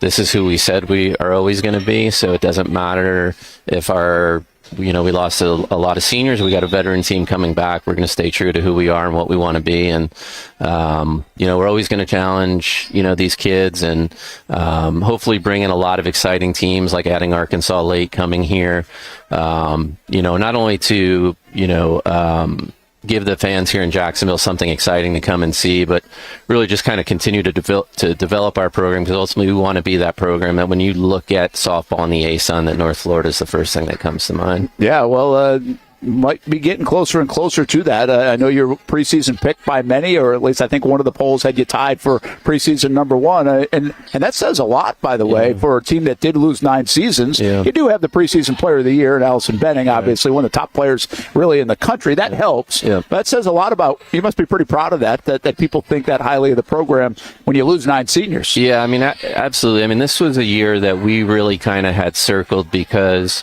one of the things I really wanted to focus on when I took over the program was we've always had these like peaks and valleys where we make a run to the championship game, and then it's 2 or 3 years before we, show back up there again. And this was kind of that first year coming off of losing such a big senior class where I thought we got a chance to kind of check and see, hey, where are we at on flipping this thing from it being a rebuilding situation to being a reloading situation. And for us to be, I mean, this is the 10th year I've been at UNF, obviously 3rd year as the head coach. I don't recall us ever being preseason number 1. I don't, not only in the media polls, but the coaches polls have picked us to be number 1, and things like that. But I think like to your point, I mean, for us to be coming off of such a high graduation rate year, kids that have played a lot of really good softball here at North Florida, for this to be the year where we are ascending to where we want to be, I think, speaks really well. And we're excited about the opportunity, but all of our kids would tell you that they're focused on that number being the number next to our name at the end of the year. Yeah, absolutely. That's all that matters, right? At the end of the day, you had a great season last year. You lost in the championship game. How much does that stay with you? How much of that was a motivation for this group, even though you still had returning players, right? Yeah. Do you feel that? Do you sense that they're like, okay, we got there, but that didn't sit well and still kind of doesn't? Yeah, 100%. I mean, I'd probably be lying if I told you I've already gotten over it. I don't know that I have. I mean, it's something that I'll carry with me, just being that close and then extra innings, walk-off home run. I mean, that was tough. I mean, that took a while to kind of bounce back from, but our kids have been hyper focused on finishing the job, to be that close, to get that taste, to know now what it takes to get there, how hard it is, what the road looks like.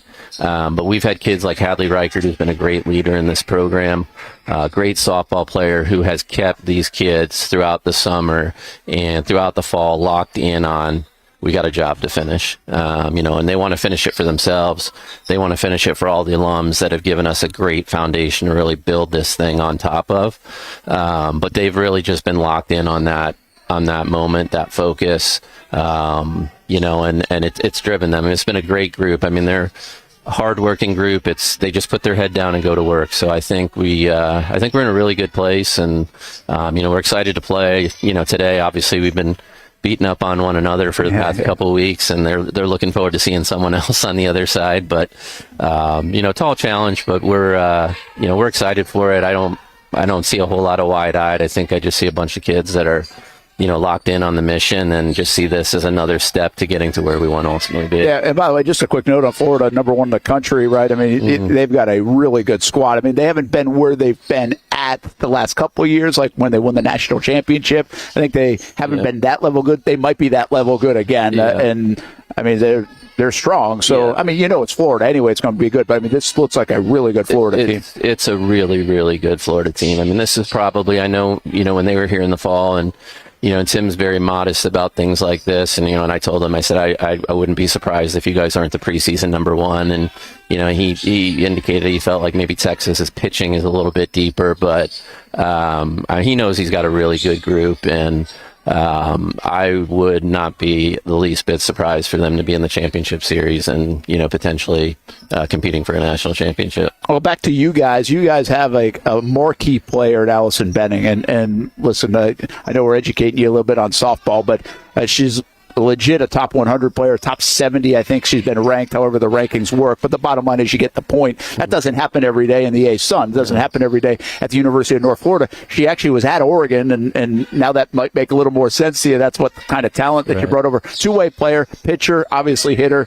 We watched her play. You guys in the fall, you were playing Kaylee's team, Daytona State, and she hit a ball that, I mean, some people are like, I don't know if I've ever seen a ball hit that far. Yeah. I mean, she hit a home run at the conference tournament last year that the people that run that facility, and they host professional leagues and everything there, so it was the furthest ball they've ever seen hit in that stadium. And she's a unique talent. I mean, we kind of refer to her as Benny Otani. I was going to say, she does it all. I mean, she just impacts the game in so many ways.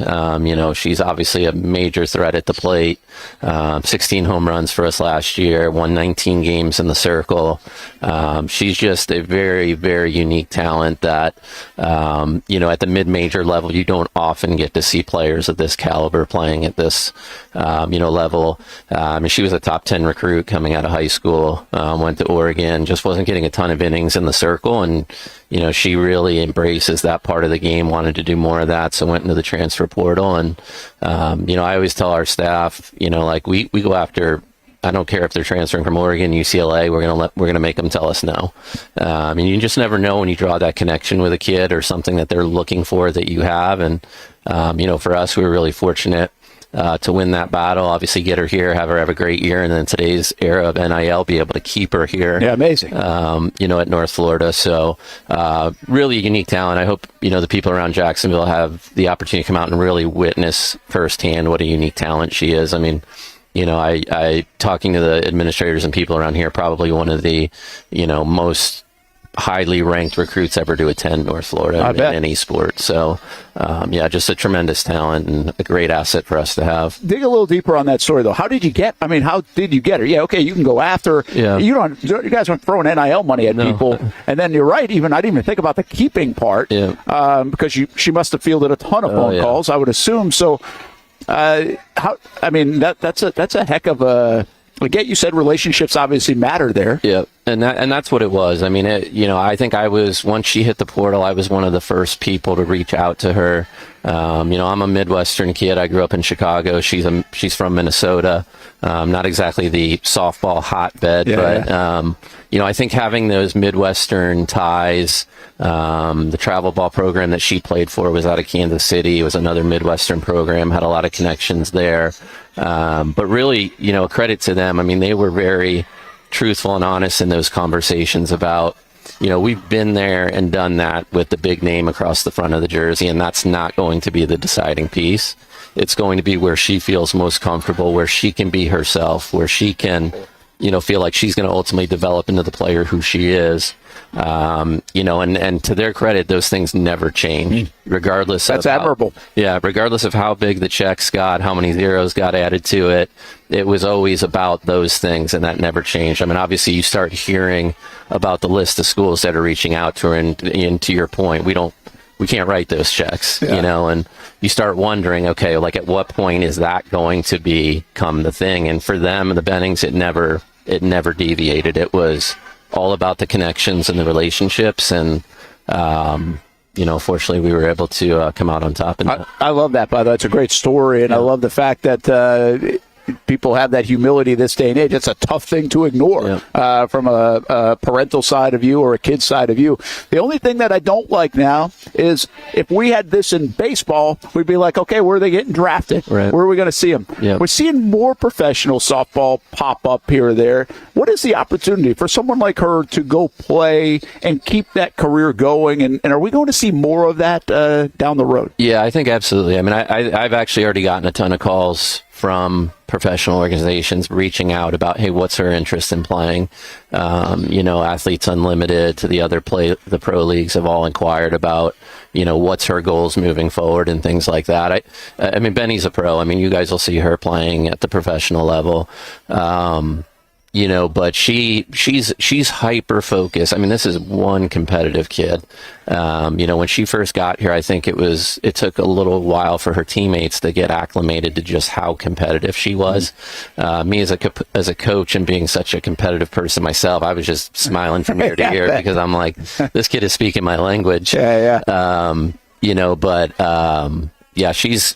be a pro, and I think those opportunities are going to continue to develop. And, we got a really great resource on our staff with Amber Pfizer, who plays professionally in Oklahoma City. And she's kind of been able to give Benny a lot of guidance on, hey, what to expect, what to, look for and things like that. But, Benny was, we talked about keeping her here. And I think the one thing, despite the fact that people were looking at how unique of a talent she is and, being able to write checks and things for her, she was really bought into being a part of doing something that hasn't been done here before. Cool, yeah. And I think for her, at the end of the day, it was a relationship she's built with her, the coaching staff, her teammates, and the ability, the first conversation I had is, Benny, we're going to bring you here and we're going to shock the world. And she, to this day, still talks about that being her motivation. So that's cool. Yeah. Good stuff. Jeff Conrad with us, softball coach. They play tonight at 6:00 at Florida. And before we let you go, I want to talk about the River City leadoff. That's coming up this weekend. So you're home this weekend. All this talk, you can see UNF softball play. Got a very good team. And let's see how they start the year this weekend here at home. So that's a nice event that you guys have started and participated in, I think, in conjunction with JU, right? Yeah, absolutely. We will, obviously, we'll get back late tonight and then quick turnaround tomorrow. Western Carolina and Jacksonville State are both here. JU will be over here all weekend. So games Friday, Saturday, Sunday. We've co-hosted now 4 preseason tournaments with JU, and we'll continue to do that throughout the course of the spring here, the early part of spring. And then we've got some, exciting things that we're looking at going forward. We've obviously established a really good our program has established a really good relationship with Madison Shemitz and her situation and everything with that. And we're going to do some exciting things moving forward with her. That's good. Keep us posted on that. It's a young lady, if you don't know that name, Panavidra, softball player who was stabbed in an incident, I think now a couple years ago. A couple years ago, and you guys have really embraced her and her story, and she's a very inspirational story. Yeah, absolutely. I mean, I know one person that lives in Ponte Vedra, and I saw the story on the news, and I reached out to that one person. It just so happened to be his daughter was best friends with Madison, and I just said, hey, I don't know if there's anything our program can do to help, but we would like to, and he just said she would love to talk to you. So I, had a conversation with her. We brought her in to really try and help our kids understand,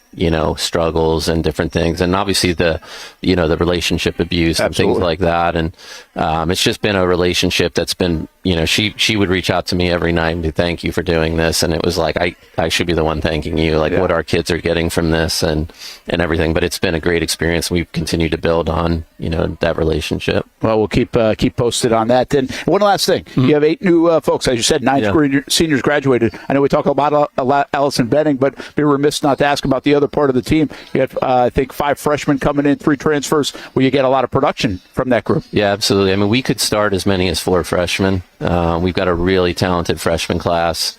We had 2 extra innings, top 100 kids that we brought in this fall. So we're expecting a lot of contribution from our, our freshman class, and our 3 transfer players were kids we specifically targeted to balance out our offense a little bit. They're all short game, fast kids. Lulu Brock, who transferred in from UAB. Kaylin McCarthy, who's a transfer from Arizona State, and then a local kid here, Lauren Beavis, who was at South Florida, USF, transferred back in, coming back home for her last year, and those kids will all play a major role in what we're doing. All right, good stuff. Look forward to watching it again tonight at Florida, 6 o'clock in Gainesville against the #1 team in the country, and then back here for the River City leadoff games all weekend. Check out UNFospreys.com for the full schedule. Jeff Conrad, good luck, man. Yeah. Great to see you. Thanks. You're the best. Appreciate doing this. Happy softball season, by the way. We look forward to it. Can't wait to see it the rest of the spring. Let's take a timeout. We come back. Austen Lane joins us from South Florida. He's in fight camp for his upcoming UFC fight. We'll catch up everyone on the Jags news and more to come on Super Bowl 59 as well. On the Brent and Austin Show, the Action Sports Jax 24/7 network. Andy Reid, the winningest coach for both of these teams that are in the Super Bowl. Man, he's been that good. One of the best ever. And I don't think people talk about him all the time in that light, but he might be able to raise his 4th Lombardi trophy. And, of course, 20 years ago today, he coached in the Super Bowl for the Eagles here in Jacksonville. And the Eagles lost that game to the New England Patriots. When it's time to get a new car for anyone in your family, just remember, nobody but Nimnick, the #1 Buick GMC dealer in Jacksonville. Get the latest price breaks on 2023 and 2024 models or the newest 2025 vehicles in the showroom on Phillips Highway, or shop online at NimnickBuickGMC.com 24 hours a day. GMC Sierras, Yukons, and the redesigned Acadias, or get the all-new redesigned line with Buicks. It's nobody but Nimnick, and part of the reason why is this is a first-class buying experience here at Nimnick Buick GMC. You're not just a customer, you're a friend. This is about getting a vehicle that best fits you and getting you on the road, and also helping you and your family down the road.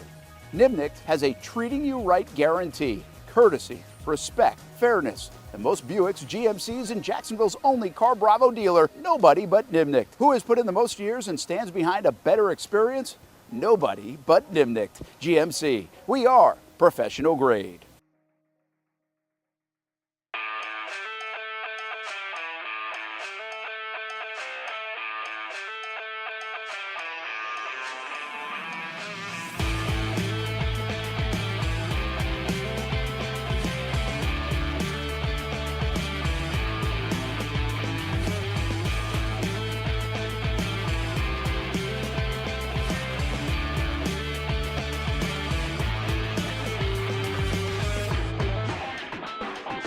I've been telling you about CGC Water Treatment and Plumbing for a long time now. Their drinking water systems remove up to 99% of contaminants. We've had a Connecticut water softener and drinking water system in our home for more than 7 years. You can see the difference whether you're washing clothes, the dishes, or what I like to do most, fill this up for some coffee every morning, and mostly all day. Remember, if you're not filtering your water, you are the filter. Don't be the filter. Right now, save $1,000 or more when you bundle a Connecticut Premier Softener with a Connecticut K5 drinking water system. The experts at CGC Water Treatment and Plumbing will test your water for free and determine your water score. Don't know your water score? CGC will find out and recommend the appropriate Connecticut water treatment solutions so you can improve it. Call 904-552-1242 or visit cgcwater.com. Ask about our 90-day love it or leave it guarantee. CGC Water Treatment and Plumbing, an authorized independent Connecticut dealer. Florida license number CFC 1432579. The rhythm of my heart is beating like a drum, with we are martyr rolling off our tongues. Never will we roam, for we know our place is home. Where the ocean meets the skies, we be sailing. Where the ocean meets the skies, we be sailing. When it comes to trucks, I know exactly what I want. And at Bozard Ford, they make it easy to get exactly that. Let's go make this truck a little more my style. With Bozard Built, I can create my perfect truck right here. Lift kit? Check. Premium wheels? You bet. Advanced lighting package? Oh yeah. The Bozard team works their magic.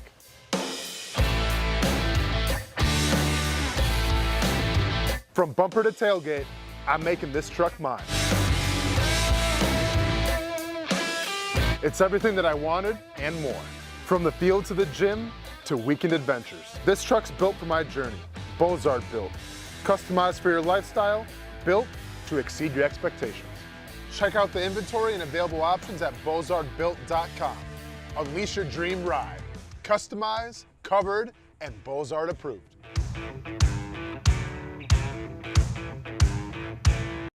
If you don't see a pit, it ain't legit. When you hear that, you think Bono's Pit Barbecue, a staple in Northeast Florida now for 75 years. A place that feels like home with friendly service, a meeting place for friends, family, or business occasions. On the menu, the corn nuggets are a favorite in our house, but there's something for everyone. Sandwiches, platters, salads, sides, desserts, and family feasts. You see Bono's all over the place in Northeast Florida. You know, there are almost 20 locations in the Jacksonville area now, so stop on by, sit down, and dine in with Bono's. You can also take it to go. There are drive-thrus in many of the locations, and they have delivery options too. Just download the Bono's app to make things easy. I signed up for the loyalty program, and you can too, to get special offers. If Jacksonville is home, few things feel more Jacksonville than Bono's Pit Barbecue. Celebrate 75 years and many more to come. Bono's Pit Barbecue. If you don't see a pit, it ain't legit. Welcome back to the Brent and Austin Show, streaming on the Action Sports Jax 24/7 network. Oh, the Kismet has made it to New Orleans. I was thinking of this the other day. Like, everybody was like, wow, the Kismet, the Kismet. Well, if it was 2 weeks ago and things weren't going great around here, people were like, forget about talking about the yacht. Now it's like, yeah, we're Jacksonville. Our owner's got the big yacht, and we got Liam Cohen, and we're getting all the coaches, and screw you, Bucks. All that stuff going on here in Jacksonville. Well, that's in New Orleans, by the way. A little flex, or a big flex from Shotcom. Welcome back, everybody. UNF Arena, the campus of the University of North Florida. Brent Martineau, and holy cow, what happened to Austen Lane today? Barn day, man. It is what it is, right? Well, I mean, you made it to the show, but, I mean, you took a beating today. I hope you delivered one. I don't want to talk too much about it, but you should see the other guy. Hey, I always say that, but I don't mean it. Yeah. No, I'm just saying, I mean, I know about the face. It didn't look the best, but we did okay today, Brett. That's all I'm going to say about it. So, I mean, first of all, I appreciate you coming on the show. You look like you need like an Epsom salt bath. Yeah, instead. I mean, you don't usually get this isn't usually getting this roughed up in I ended up sparring. getting poked a little bit in the eye, and that's kind of what did everything. But I was stupid today. So usually they call it grease, right? So usually they say you got to grease up, right? So they put Vaseline all around your face, because that way when you throw punches, it almost slides off, so it doesn't do as much damage. It keeps you safe. And I completely forgot to put Vaseline on, and same thing with my partner as well today. So this is kind of the result of that, kids. So if you're ever getting to sparring and you got small gloves on, make sure you have Vaseline. But basically what happened today was it was a heavy sparring day, small gloves. But the guy that I went with, he's got a fight coming up as well. And then I have my fight, can't say when it is. Rhymes with Barch, early Barch. So, so we're both going really hard today. So it was just it was kind of like a fight simulation, because what ended up happening was everyone was kind of watching us spar. So I would probably say 30 fighters from the gym stopped what they were doing and then got around the cage and started cheering us and everything. So it was kind of a wild scene, man. It was kind of like a fight club. This is a good session though. So do you feel like outside of what do you have going on? So you got poked in the eye, you got a fat lip. I mean, you got scratches above your left eye. I think it looks like a little black and blue or something. Yeah. The nose, it looks like it might have taken a beat. Hey, nose is gonna be the nose. Okay, that's just. Let's be honest, Brett. The nose is always the nose, man. But did you get a lot out of this today? Oh yeah, I got tons, man, and so did he. It was crazy. Everyone was cheering for us and everything in the gym. The coaches were really impressed, and this was one of those days. You can't have too many of these days, but this is one of those days because once again, my opponent's gonna fight before I am. So he's got a fight, I want to say, in 2 weeks. So this was kind of his last hard go around. So it was just it was one of those battles, man, and sometimes you got to go through that, and I'm glad we did, man, because we each got better today. We each took a little damage. Like I said, I don't fight and tell, but trust me when I say you should see how he looks right now, and it was great. You're crazy, man. You're crazy. I thought I had the sniffles earlier in the week, and I couldn't make it through a segment. So that's the difference between us. Hey, Brent, and here's the beautiful thing about it. If you get punched in the nose enough, those sinuses clear right up. I got full, Brent. I'm not even lying, man. I have full, just breathability right now. It's a beautiful thing. Forget going to get the surgeries and everything. Forget trying to, the septum's all deviated. Nah, man. Just take a couple punches to the nose. It'll clear right up, man. That's crazy. That's great. Hey, can we get this now begin soon? The taper part of this stretch run to get to the fight, because yeah. I feel like you need one. No, I'm fine, man. So I'm gonna have one more hard week next week. And it kind of all depends who's going to be in there, right? Because, like I said, my opponent is going to start tapering, I believe, next week. I still have another week before I got to taper. So it'll be another hard week next week, but then I'll get back to Jacksonville. I'll get to Vegas a little early. And then, yes, we'll start tapering off and everything. So usually 2 weeks before the fight, once again, can't say when it is, early Ben Barch, that's when you start to taper. Yeah, well, hopefully they announce it soon enough. Then we'll all be ready to rock and roll for that. Maybe knowing the UFC, maybe it'll go down during the halftime show or something. Yeah, that's true. It could.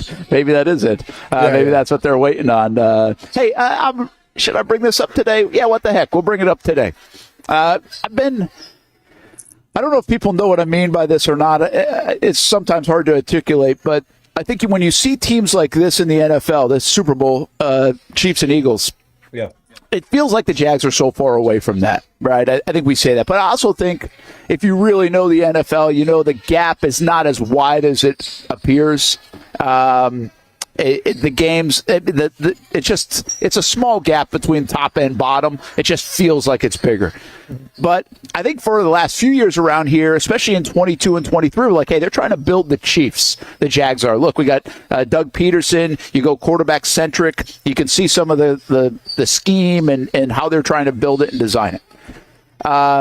But do we know by now, 4 years in, that maybe you can't build the Chiefs because the quarterback is not playing at a Mahomes level? And, how the heck are you supposed to coach at an Andy Reid level? So if it's so quarterback and coach centric, and you're talking about elite of the elite, like we're already talking second best of all time maybe for Mahomes, and we already know Andy Reid might be in the conversation as top 3-4 guy all time in coaching. That's not an attainable deal. Like that's ridiculous to try to say your guy's got to be that. You can't duplicate that.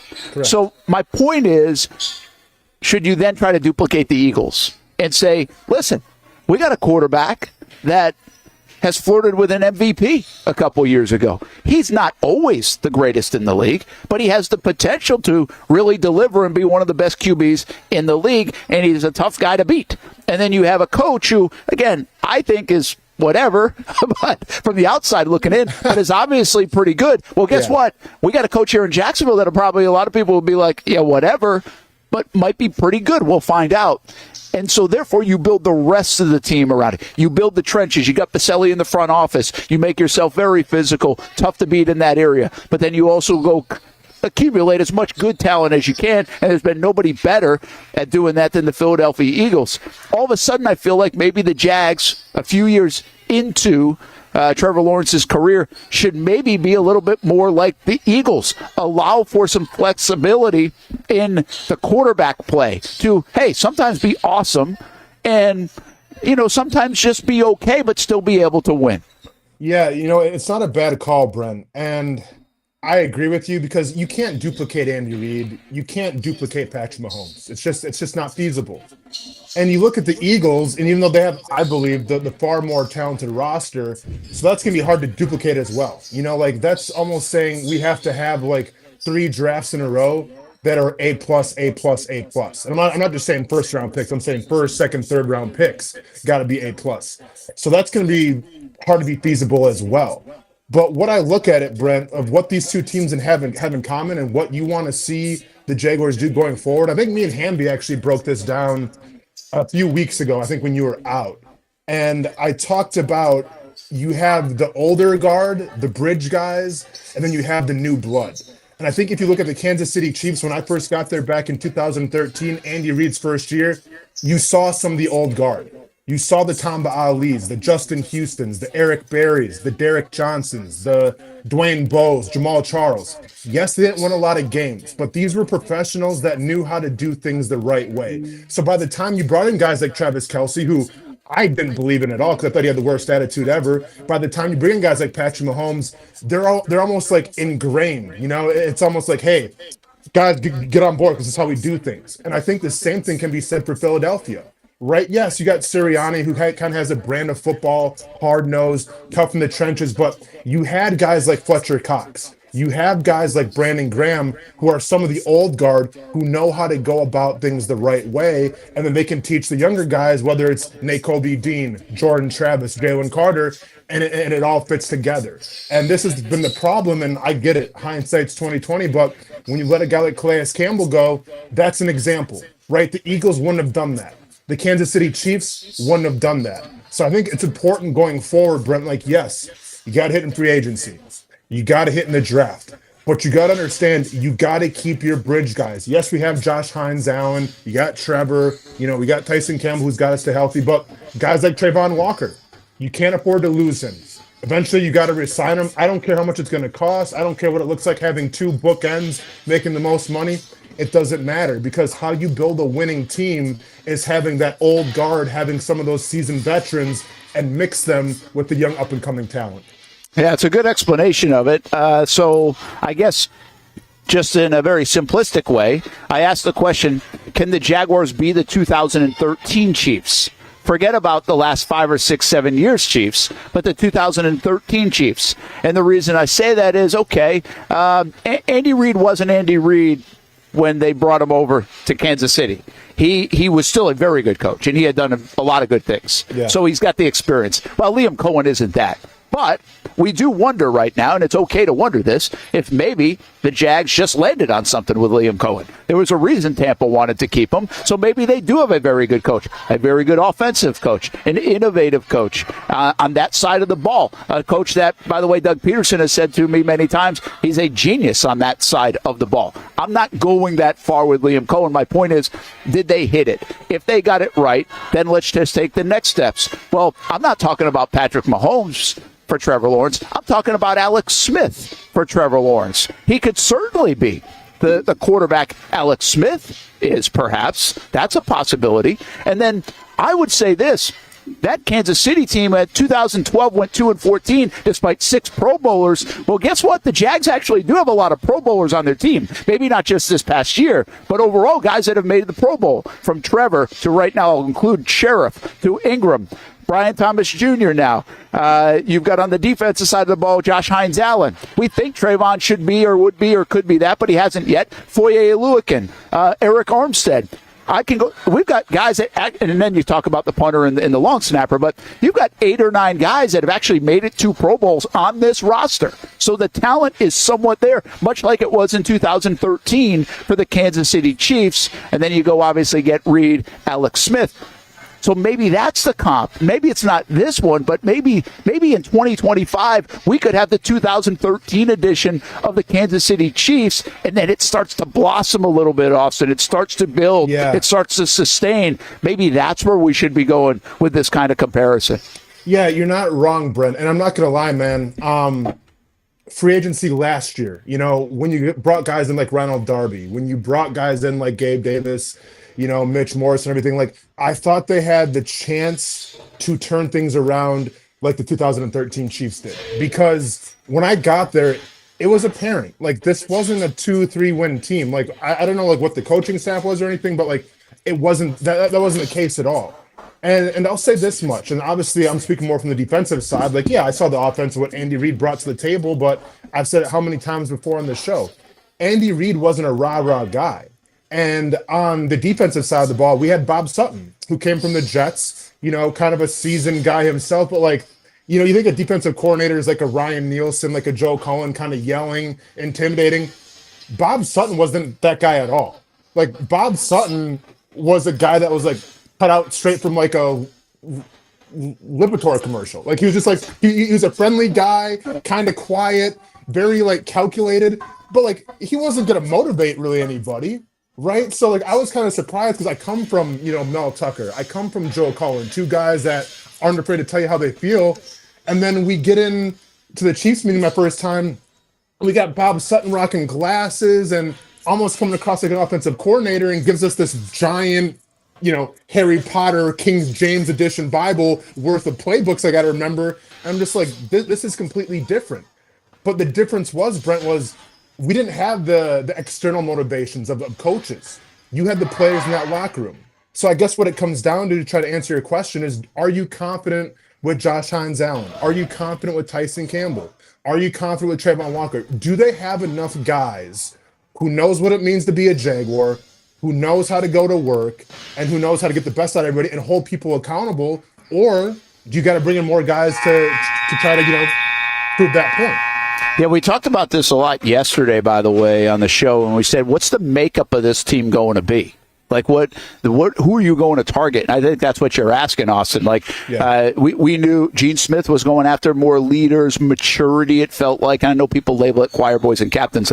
I think that's a mislabeling. I get why people say it, but that's not true. I think...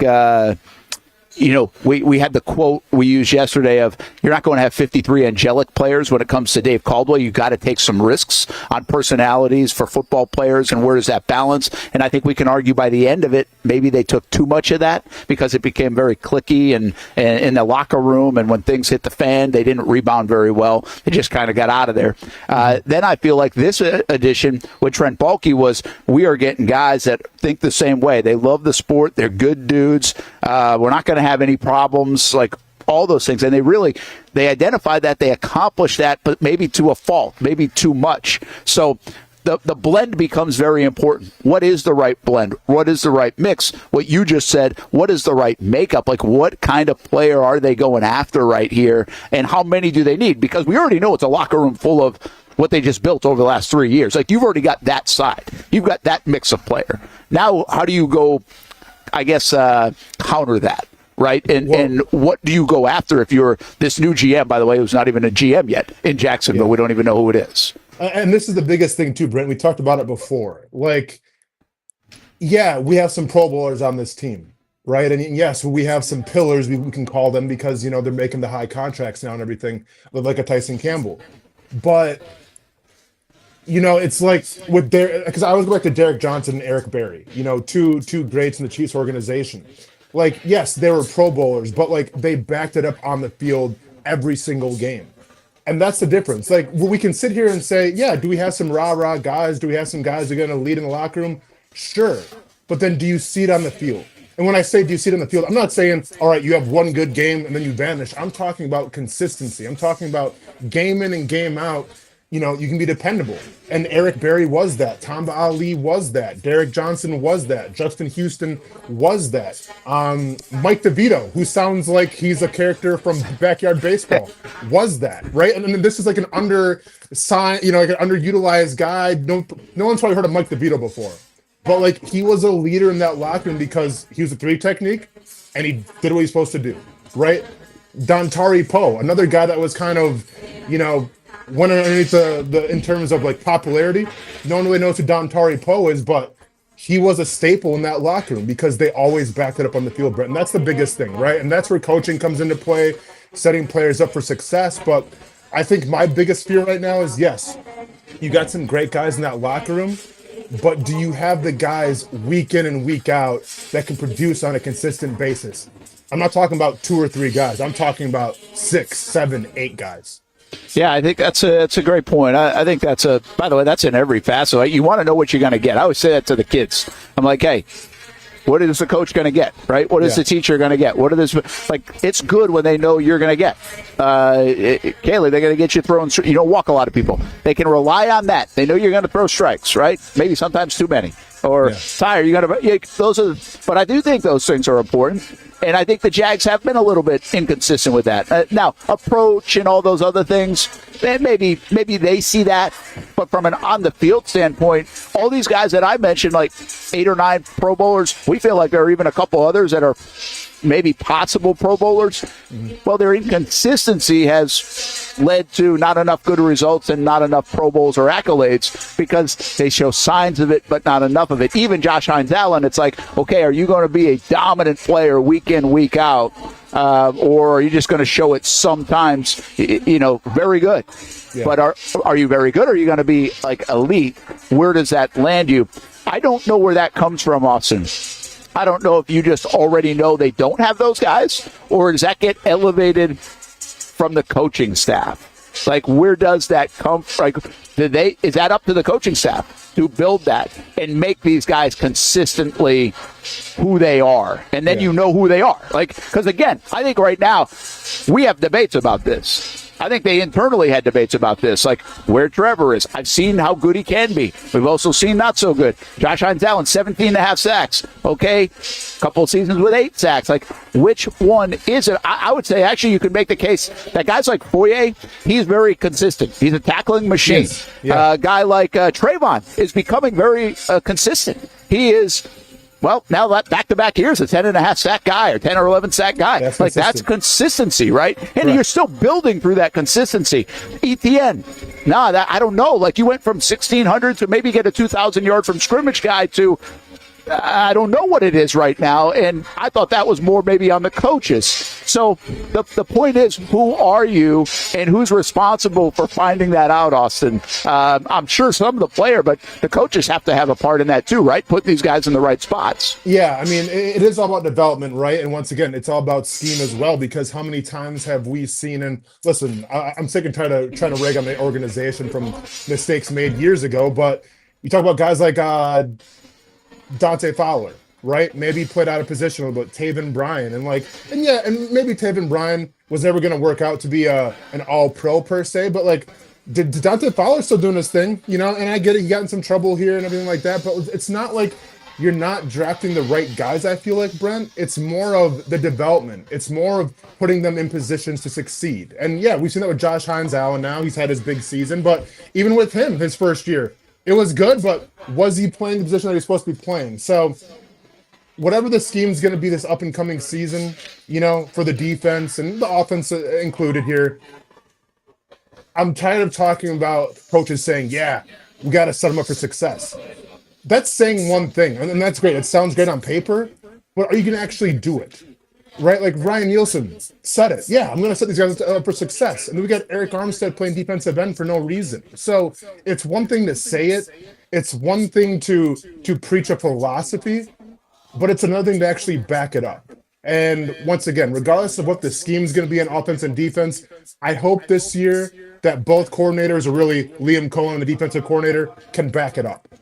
Yeah, we'll see if they are able to do that. We'll continue with the conversation about the Jags and obviously Super Bowl 59 here on the Brent Austin Show. We're live at UNF Arena here on a Thursday. It's kind of UNF Osprey Day. We visited with baseball coach Joe Mercadante, softball coach Jeff Conrad as they head to Gainesville to play the Gators tonight. We got women's basketball at 5 and then men's basketball at 8 o'clock. Doubleheader today, doubleheader Saturday. Nick Morrow's going to join us in just a couple of moments, the athletic director here at the University of North Florida. But before we do some of that, let me tell you about the Amelia coming up in March. What is the Amelia, if you don't know?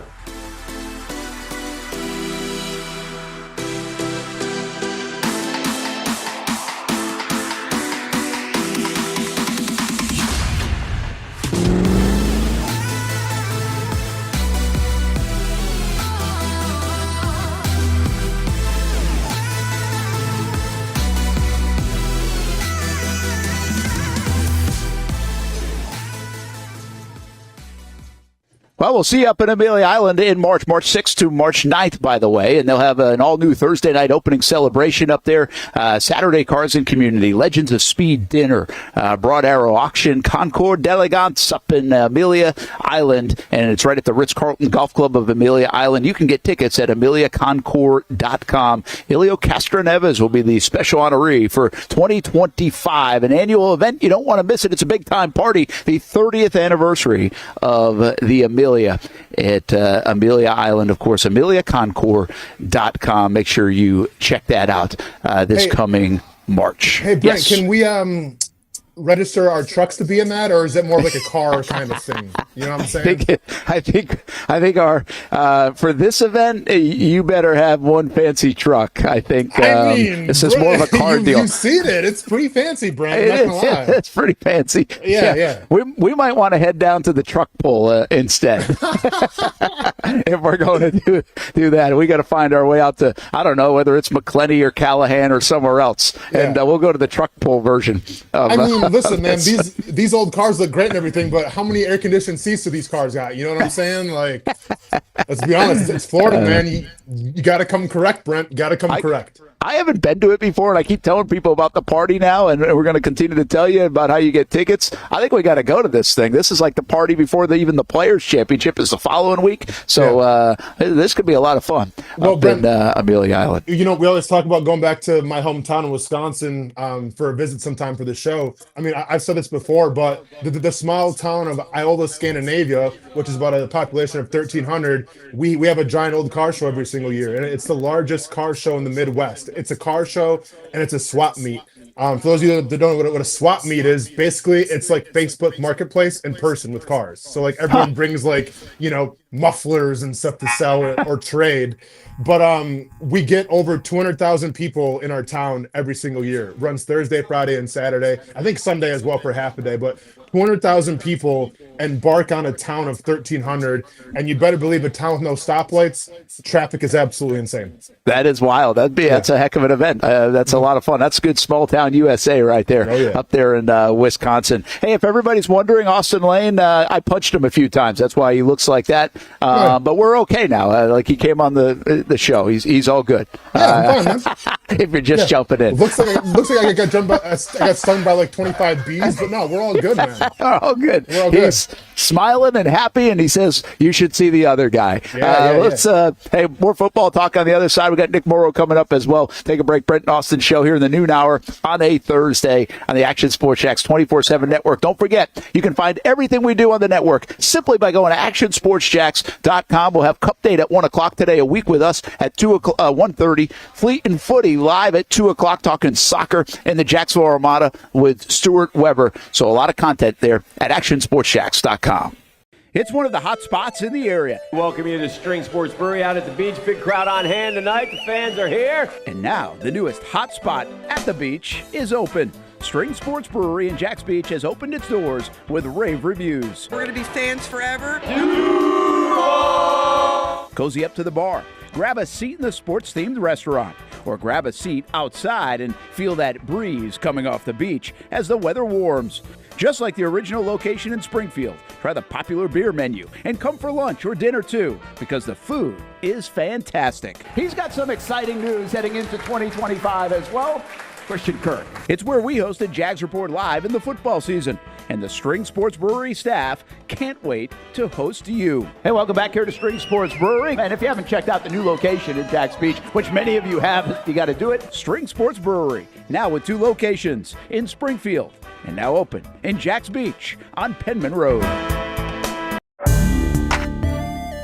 2024 provided plenty of memorable moments for the Jacksonville Armada on the pitch, including another conference championship game appearance for Tommy Krasanovich's under-23 men's team. Instant in the dying moments. Debuting this year for the first time, the girls in blue, as the Armada fielded a women's under-23 side in the WPSL and made its presence known with some highlight moments. Potential goal of the season. Then attention turned to the future, with MLS Next teams representing the Armada badge in 3 age divisions this fall, including an under-19 squad ranking among the best in the state. Those teams are a big focus on Fleet and Footy, covering the big soccer stories each week on the Action Sports Jacks 24/7 network. I'll put one in the back of the net for you. Join us for player profiles, fun interviews, and the very latest on the Fleet and all things footy. That's every Thursday at 2 p.m. Baker Sports is local sports. Uniforms from Pop Warner and Little League to travel ball, high school, and college. They make you look good. They help you play good. Baker Sports has been helping families make memories that will last a lifetime with their Baker's Buckets. We've got a lot of these filled with baseballs and softballs in the garage. I've been throwing batting practice to Ty and Kaylee for years, and also sit on the Baker's Bucket, catching Kaylee while she practices her pitching. Baker Sports is homegrown, and a lot of employees that used to play on local ball fields now work for Baker Sports, now helping you look good, play good, and make memories of your own. Visit bakersport.com to see what Baker Sports can do for you. Custom apparel, Nike, Under Armour, Adidas, embroidery, screen printing, and more. Baker Sports is local sports, from Jacksonville to anywhere in the Southeast. Bakersport.com.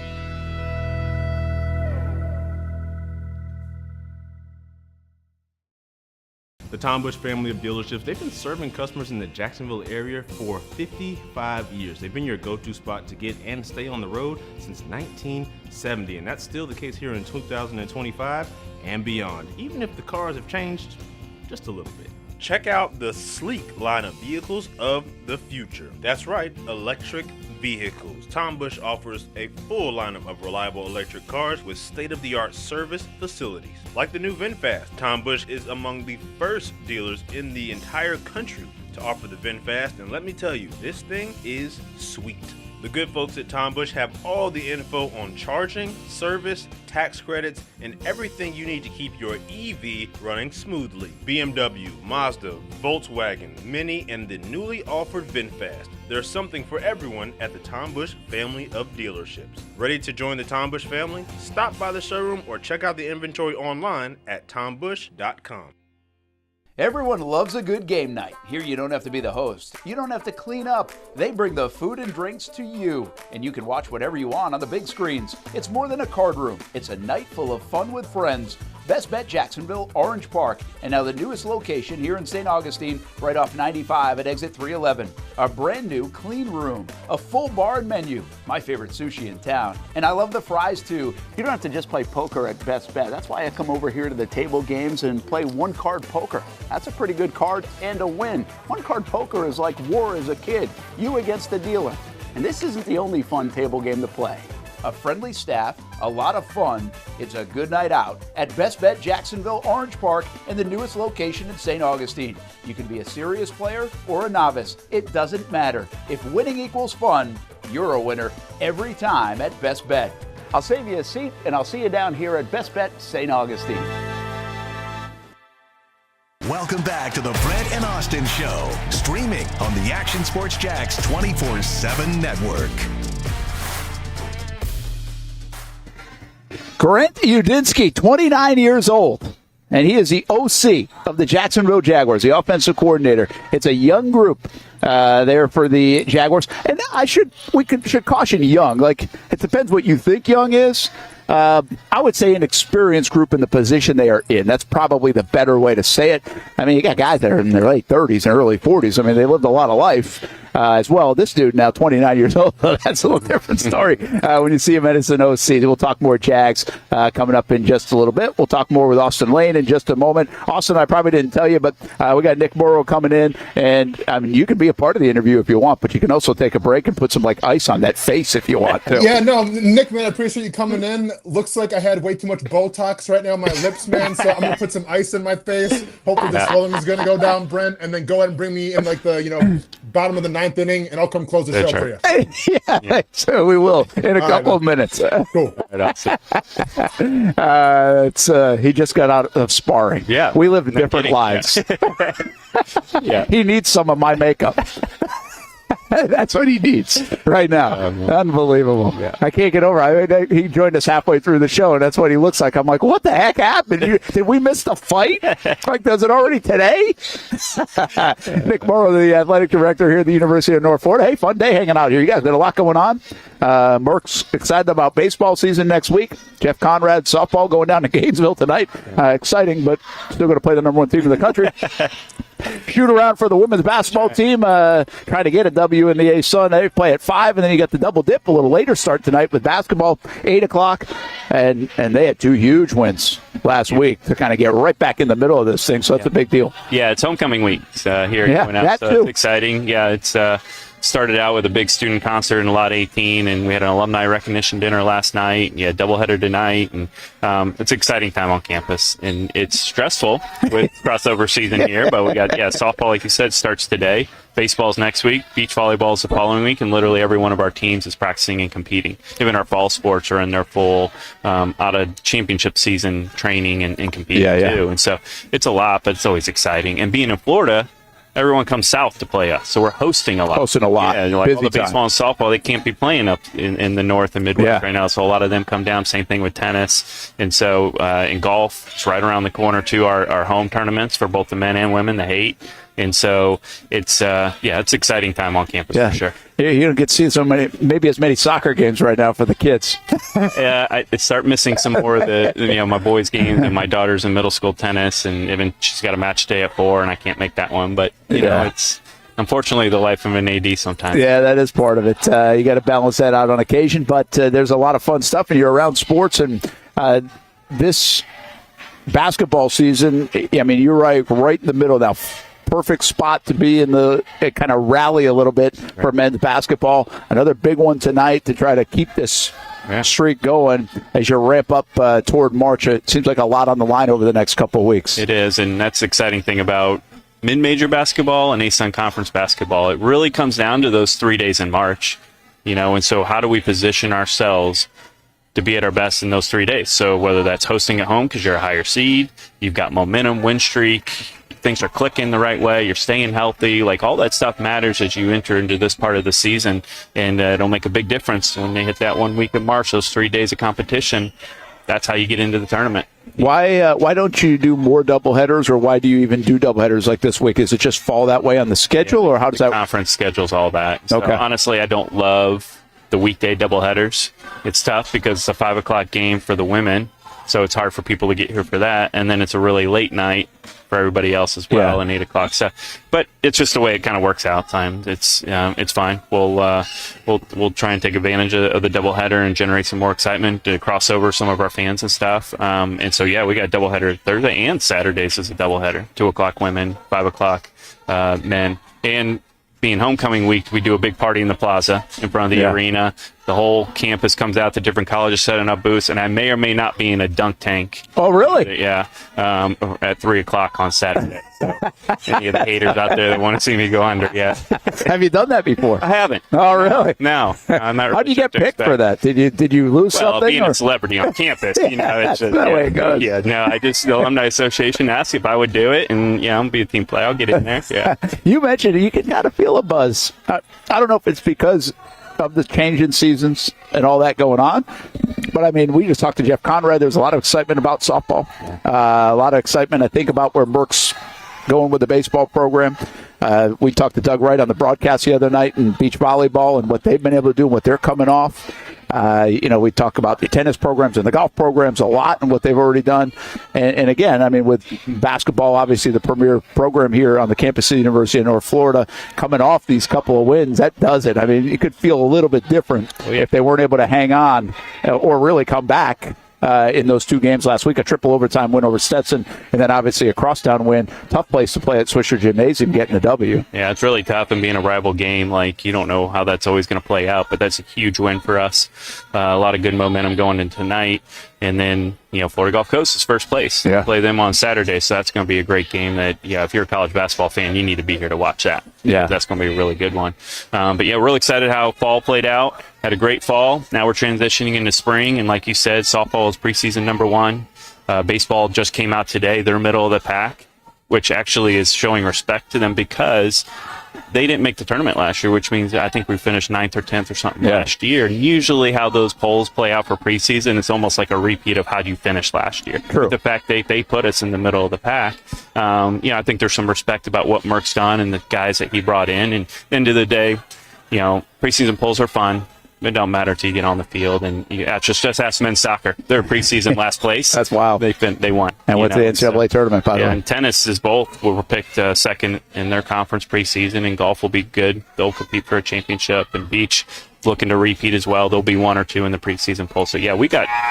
Spring's going to be fun around here. Yeah, it's good momentum, and it must feel good for you because you've hired a lot of these coaches, now put them in those spots too, and so to have some of that respect around the league. And again, you got to get it done at the end of the day, but you must feel like you're in a pretty good spot with people that obviously, when you got this job, were either already here and you maintained and kept, or now hired a lot of different positions. Yeah, I've had to, I believe the number is 7 head coaches I've had to make decisions on in the first 3 years that I was here, which is, I think, a little bit of a high number, but it's great though to, been able, I think that's the greatest responsibility an AD has, honestly, is that hire, because they're influencing that student athlete experience every single day, who they're bringing in, how they're developing them, and who they're putting out, after they graduate. What kind of person did you take that 18-year-old and develop them to 22-year-old? How did you do with that? And were you able to meet those academic and athletic goals? And so it's really important. That hire I take extremely serious because I think that's the most important responsibility of the job. Well, you got a lot of other things going on. By the way, Nate, who's here helping out, he gave me notes today. Yeah. So I know Nate's only been on campus for like a short time,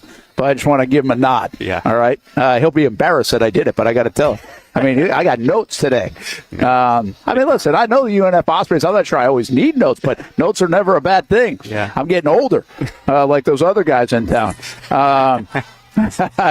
But we did just show last week. We had a live look on the show for the new renovations and locker room at Hodges Stadium. I know you guys are proud of that. It's a big deal with everything going on over there, from track to soccer and other things. Yeah, we have 200 of our athletes going through on a day-to-day basis, and that place really hadn't been touched in a couple decades. So we dropped almost $400,000 into renovating that, new equipment, new flooring, new artwork, just everything. So they walk in, that felt like a brand new space. It's nicer, it's better equipment, there's more space. It's just, and kudos to Brian Burt and Fred Burnett, our head strength coach and head athletic trainer, who really took over and designed that whole thing and made sure we got what we needed. But that's a huge upgrade for our student athletes. They deserve it over in Hodges Stadium. And so we're really happy how that played out. And it should translate into, better health and well-being for our student athletes. Yeah, it's always a big deal. Bigger, stronger, faster. Let's hit a couple of these other things. What's the Pitt Fan Experience project that you guys have upcoming? Yeah, so baseball, we renovated our hospitality area called The Nest. Yeah. So we put in new windows so it's better viewing from inside. But then also we put a field level premium seating there that we've never had before. So we extended the fence in front, so you go in, you get hospitality, you go there, and it's called the Pit. It's sponsored by Bono's, and it's a really cool little area. And this is a temporary setup because our next phase is actually to build out more of a bigger concrete area there with some chair backs and tabletops as well. And so this is kind of just a temporary setup, but it's something really cool. And we're going to do Bono's on Friday nights at games, and also have a bar set up in there when traditionally we've handed out just concession coupons to go to the concession stand. So we're trying to elevate that experience like we did in the arena. We elevate it with this hospitality area, and that's led to us engaging with more donors, more fans, which has now helped us move forward with other projects like the arena locker room project that's going to be coming. Well, if there's not a pit, it ain't legit. Bono's, you got to go check it out. Friday night Bono's, that's not a bad thing at all. We love Bono's here on the Brent Austin Show on the Action Sports Jacks 24/7 network. And by the way, I didn't want to bring this up with Merck just in case some things had stalled or whatever, but these are ongoing renovations and upgrades to the baseball facility that will be years out, but has good vision and a lot of good direction. And it looks like moving forward. Yeah, no doubt. Phase 1 is going to include replacing the natural grass field with the artificial turf field, new outfield wall, new fence line that brings it closer to the field, make it more intimate with new seating areas down the left and right field line. So I'm going to have costs on that literally this week, and so then we can kind of game plan on funding. We already have over $500,000 fundraised for that, and that's going to be a revenue generator, and so that'll be an opportunity to borrow some money knowing that we're going to be able to host more and do more, and then that we can pay back whatever we borrow from there. So everything goes really well. We can do that this summer, but there's a lot of work and permitting involved in that. But hopefully that's our goal, is to work towards that and create a better fan experience and a better playing surface for our student athletes. So that'll be phase 1, which then goes into phase 2, will be a next round of fundraising for a baseball clubhouse, new locker rooms, offices. Yeah, that's pretty awesome. How far out, by the way, in your vision are you? Are you thinking, what's this place look like in 2035 already? What year are we? 25, yeah. I'm not saying it does go out that far. Is it more a 5-year stretch? Yeah, I would like, I know some things might not be realistic to get done in the next 5 years, but that's probably where I'm at, is 5 years. Yeah. We're going to have some announcing other projects that we have a vision for with Hodges Stadium expansion. We've got something that's coming real soon with that. We talked about the High Performance Center. That would be, a collaboration with academics, Brooks College of Health, and bring everybody under one roof with our athletic training and strength and conditioning. And so that's a really cool project that is on the horizon. And all those, I think, are honestly realistic for the next 5 years. Yeah, that's awesome. Speaking of academics, 3.53 GPA, that's still an important thing. You know what's the thing I don't hear anymore? I don't hear that people in sports, not at UNF, across sports, are academically ineligible anymore. You don't remember it used to be a big thing? Yeah. But you don't really hear, is that in part because the support system has gotten so much better? I'm sure there's some manipulation at times of the system at some of the bigger institutions. I won't get into that. But you know what I'm saying, Nick? You don't really hear about it as much. And it used to be such a thing, whether someone's got the right SAT scores to get in or anything else. Are people more prepared now coming into college for that expectation? Yeah. Or is there support staff do you guys offer here at UNF to create one of the best GPAs you've ever had? I would definitely say it's kind of a combination thing. One, I don't think it just hits the headlines as much because there's so much other stuff now in college athletics. That's probably true. Yeah, but then there are better support systems around our student athletes. We have a really good ratio of academic advisor to our student athletes, and we've got good spaces there where we take care of them. And our coaches, kudos to them for recruiting high caliber student athletes and supporting them and making academics a priority. And so that's why we have such impressive numbers scores on academics too, and winning championships on top of that just makes it that much more enjoyable. Yeah, it's pretty cool. Blue and Gray Bash in April, Given Day coming up in April. So you guys have a lot of big days. I mean, those are huge days for your athletic program. Right. It creates a lot of unrestricted giving, which we really need, so we can address scholarship needs, these facility needs we have coming up, and just keep this thing moving forward, because it's only getting harder under this NCAA model and the House settlement that's coming. We're losing, almost 300,000 out of our NCAA distribution each year for the next 10 years because of this settlement. Oh yeah. We got to make up for that, but still try and grow at the same time. So plenty of challenges, but we've got great community. We're projected to cross 3,000 donors this year, which would be the first time we've crossed that mark. Be a record for us.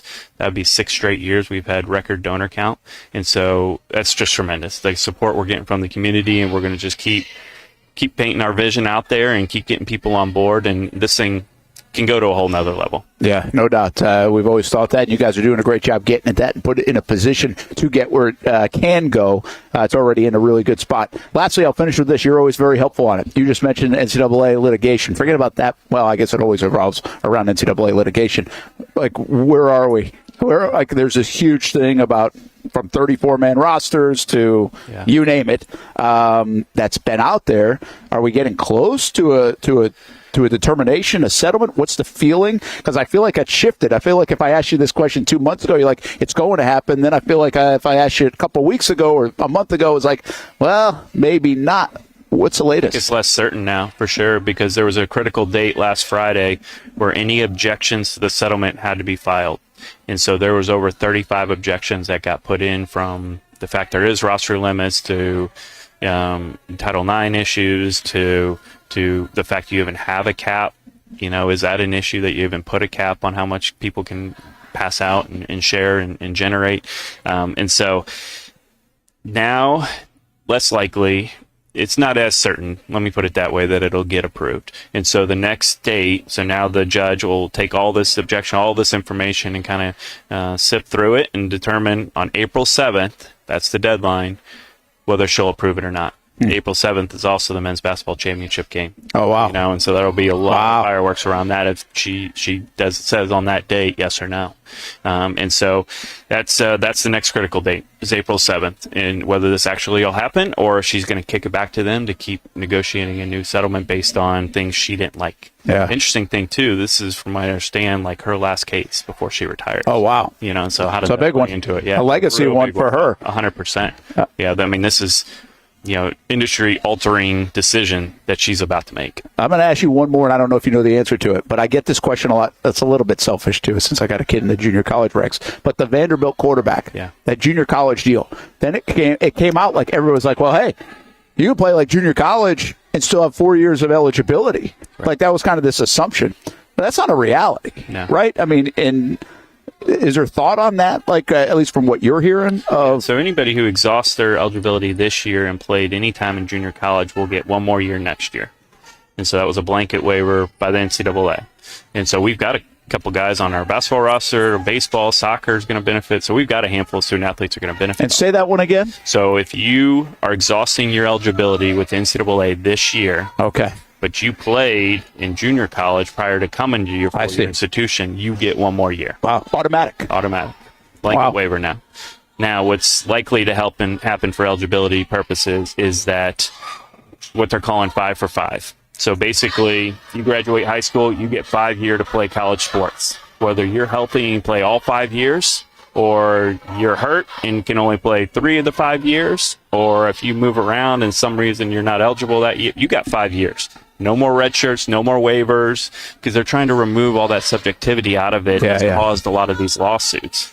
And you keep hearing about, well, I had to move schools because my grandmother was ill and I need to get that year back. And so, it's 5 for 5. Yeah. You get 5 years. Now that adds to people's clock. Now they get an extra year all of a sudden. So if you're healthy and you get 5 years of college instead of 4 years of college, that's going to open up some opportunities, and it's going to hurt high school student athletes too. Of course. Because they're in the system longer now too. And so there's repercussions from it, but it's clean. Yeah, it doesn't bog down the system. Right. So it's not an official proposal yet, so it's not going through the legislative process, but there's a lot of discussion about it, and I think that happens at some point over the next year. All right, that'll be interesting to watch, and that's good. I mean, seriously, that's good for parents. That's good for people. I get it a lot. I'm just like, I think people assumed that Vanderbilt story had become law forever. Yeah, and I don't think that. And it was far fetched that was going to happen. Yeah. I mean, I think it caught the NCAA, and NCAA was appealing that too, and that's why that case was just that one specific kid. That's right. Yeah, but then they had to go ahead because people are just going to start lining. They knew there that. have been a couple more lawsuits filed for people that competed in D2 to move D1, NAIA to D1. So there's a few more all of a sudden they're trying to piggyback off. Yeah, interesting. So it's kind of an old model. A lot of people said for a long time, 5 years to play might solve a lot of issues, and we might get there. And there's an interesting stat that there's a really high percentage of student athletes, it takes them 5 years to graduate. And so that's part of the thought process. Interesting. All right. Hey, good stuff, man. I appreciate it. You always do a great job with that. I mean, you thought you were getting this AD job just to watch some basketball here at UNF Arena. It's way deeper than that. Yeah, it's. There's been more change in the 3.5 years I've been in this seat than the previous 40 years combined. Oh, I'm up for it. Let's go. Awesome, man. Nick Morrow, the athletic director here, doing a great job, and we'll see you tonight for some hoops. We got a doubleheader, 5 o'clock women and 8 o'clock the men play, trying to keep a little bit of a winning streak going and get over 500 in the A-Sun. Have a good night tonight. Appreciate being here. All right, we'll be back. We're going to take a break. Austin joins us again. We'll finish up the show, talk some football, maybe some Super Bowl props along the way as we wrap up on a Thursday here on the Brent and Austin Show on the Action Sports Jacks 24/7 Network. There's a saying in sports, you can't win them all, but you can win a lot with good folks on your team. Like that one painter, First Coast. It's tough to beat the sun in Florida, so your home fades. It's tough to beat that HOA when they come calling. Beat the sun, beat the HOA with that one painter, First Coast. And it's a good time to do it. Less rain to work around, and painting in mild temperatures is perfect. After all, the paint bonds to the surface so much better. Give that one painter First Coast a call at 904-417-3557 or look them up at first-coast.thatonepainter.com. Fast estimate, guidance on color and HOA requirements, and the highest quality job you'll find anywhere. Be a big winner in your neighborhood with that one painter First Coast on your team.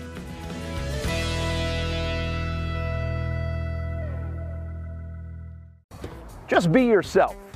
Maybe we're talking about being a dad or a mom, a first responder or a teacher. Maybe it's a sports fan. We love those.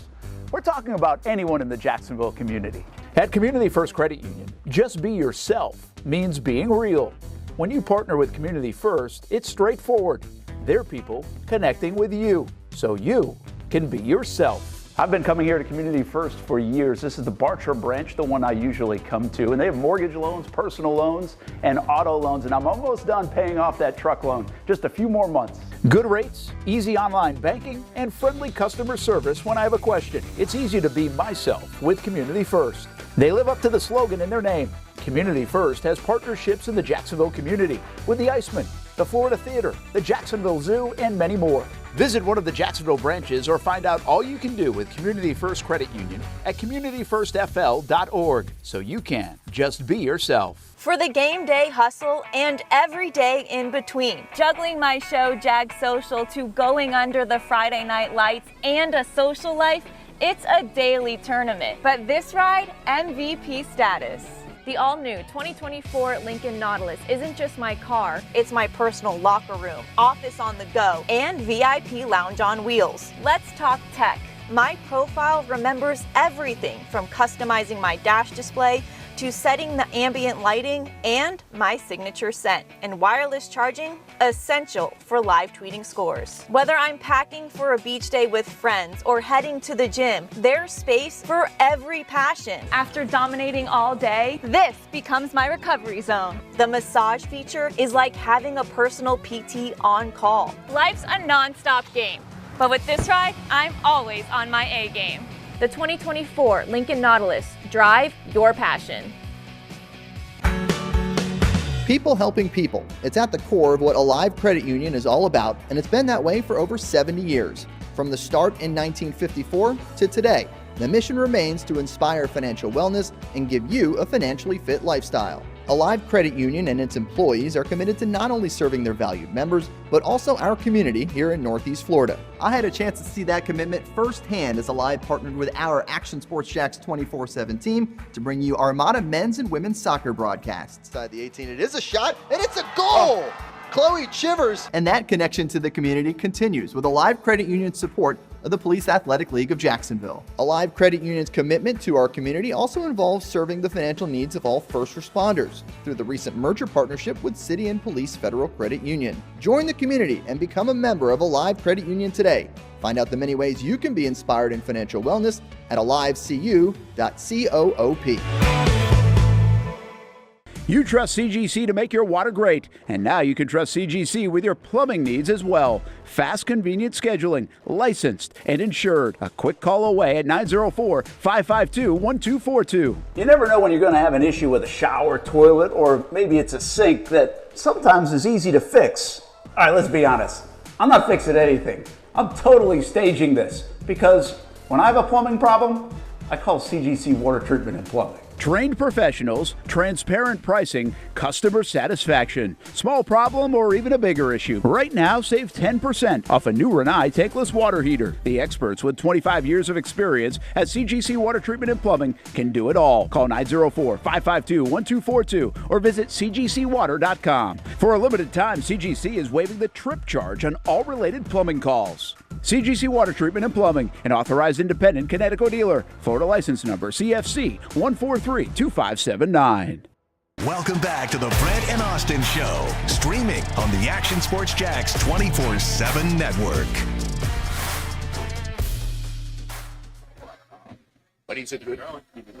Here's a look in Minneapolis, 2018. Who do we have on the right there? Brent, Austin, you recognize who that is? I can't tell, man. My cell phone screen's way too small. No, I don't know who it is either. Just to let you know. Oh. Yeah, I don't know. We were asking that. We were asking that. That's too. Marcellus Wiley. Just kidding. Is it? No, it can't be what it looks like. No, we're not sure if it was like. We're not sure if it was like the fan of the year type deal, something like that with the Jags. Like, honestly, I don't know. With all due respect, and now we didn't sit here and deep dive it and investigate it. We just asked real quick in the office, and we don't remember at that moment. So that was a cold one, guys. That was the one the Jags were supposed to be in. That was in Minnesota. I remember it was a very cold year. It was even a cold game against Buffalo here in Jacksonville. Then we went to Pittsburgh. It was freezing. New England actually was the warmest spot for the AFC title game. And then Minnesota that year was, and you'll appreciate this, Austin, because you know it from up there, they were minus 24 degrees that week, wind chill. Like a good portion of it. I mean, the real temps were negative most of the week. But Minnesota's a cool place in the winter because it's a lot like Indianapolis where you don't really have to go outside a lot. You can walk around like the whole city through the mall and other places, and everything's like connected with tunnels that are not open. And so it's really a great place to get around, even with that kind of weather. But damn, it was cold. No, I mean, Minnesota's really cool, man. I remember I visited Minnesota Duluth for football, and Minnesota Duluth, which is kind of more like it's up north, it's in like the hills and everything, so very cold, lake effect and everything. And from all their dorm rooms to all their primary classrooms, it's all underground tunnels. So literally, you could get up, in your PJs and your shorts in the dorm room, walk the underground tunnels to go to class, and never have to go outside. Wow. Yeah, that's cool. Wow. That's awesome. Yep. It's a neat place. And by the way, Minnesota in the summer, terrific. We've been there, beautiful place in the summer. So that's good stuff. Hey, Hamby, you got some props or anything today or what? Yeah. I got some. What do we? I just want to lay a bet down or something. Oh. I didn't get to this yesterday. Austin, I think you said it right on the way out. You were like, because we did some prop bets, and you think you want to sprinkle them. See, that's the thing, but that's where they get you, right? You want to sprinkle them. Let's just say you had $100. Put like $5 on this one, $5 on this one. Do like 20, have a bunch of action. The prop bets are fun, but it might be better to be like What was the one you guys said yesterday? It was like a no-doubter. What did we were like? Oh, you definitely would go here. I forget which one. Maybe 2.5 passes, 2.5 different people to throw it. Was that something like that? Yes. Yep. Yeah. So it was pass attempts by over 2.5, passers or whatever. So obviously Mahomes, Hurts, and then somebody else. I think that's a no-brainer. Yeah. So anyway, just throw $100 on that instead of go have all this different action. See, that's how they steal your money, guys. Like that's where I get caught up. I just like the action. So I just want something on everything. It's like, yeah, but you don't win because you're not going to win like 15. You're not going to go 15 and 5. Parlays, Brent. Let's get it, man. 10-leg parlays. That's what people love it. Listen. They have tapped into the psyche, man. You love it. It's like, oh, I could $5 could win $400,000. Hell yeah, let's go. Yeah, but, hey, yeah. That's why I buy a lottery ticket too. yeah, for sure. All right, what you got, Abby? All right, here we go. So I can help you if you need me. Find some. No, I got a couple. We'll start with the game, and then we'll go to individual players. Okay, the first one. Will there be a successful two-point conversion? Yes is plus 260. It's plus 260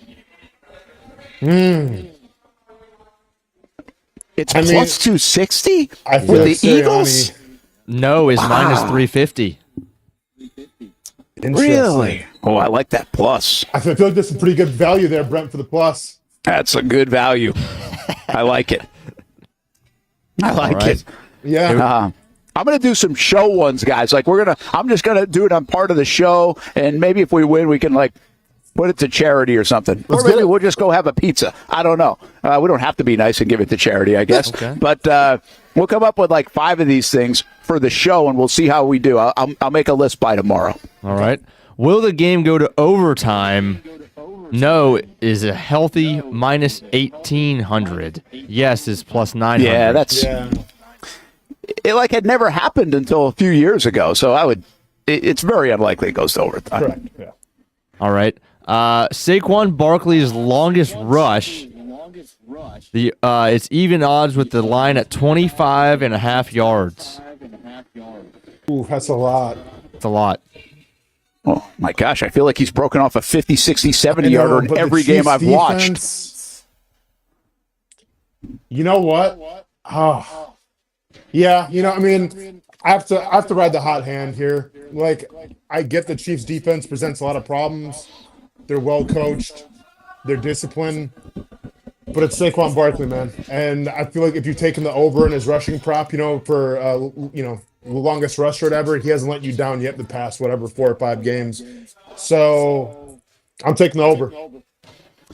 Hey, I would take the over there as well. But this is what makes me not a great bettor. Why would I feel like Saquon, whatever his over-under is on the day, I feel like I want to go under. Because there's going to be so much attention on him and make Jalen Hurts beat him. And you said it, the Chiefs are good against the run. They're good defense. So it's like, this is the time really to be like, oh, yeah, they're going to slow him down at least. I'm not saying shut him down, but they're going to slow him down. And my guess, I think we did this the other day, right? It's like 116.5 for his over-under. But it's these kind of plays that hurt you on that because he has been, again, he's got the huge chunks. I think it was 2 games ago, where at one point in the fourth quarter, he had 2 huge runs. So he had 160 yards. But if you took all the rest of his runs, it added up to 35 yards. Yeah. But he is so dangerous with the breakout play, kind of like Maurice Jones-Drew used to be, right? That's what it feels like. And so it's hard to take the under on Saquon, man. Yeah. All right, here's the one Andy, that what are you taking? I would take. Don't disassociate from this. You're in this as well. I would take the under on the 25.5. It was at 18 or 19. I think I'd take it over, but it's a little steep. Jalen Hurts anytime touchdown is minus 115. That seems like a hammer. Yep. Yeah, everybody loves a Hurts touchdown with the tush push. I get it. I get it. Yeah, I think it can be a high-scoring affair. It's going to be a high-scoring affair. Jalen Hurts has to get in, so I'm going to go with yes. He gets in the end zone. Okay. Patrick Mahomes over 5.5 rushing attempts. It's even odds. Ooh, I like the over. As the games get bigger, Mahomes runs more. Yeah, and why not at this one, right? Doesn't matter if you get hurt in this game, like after this game.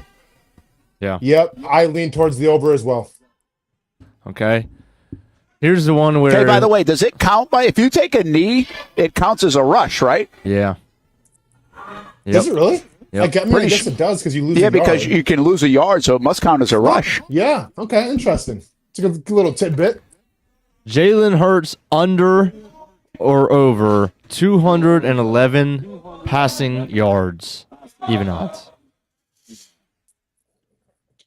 I have such a tendency to go under, but then like the last game, if they try to shut down Barkley though. Yeah, but the last game they kind of like even Sirianni put it in his hands. Like, all right, watch. I know you think we're going to run all day, but we're going to put it in Hurts' hands, and he delivered.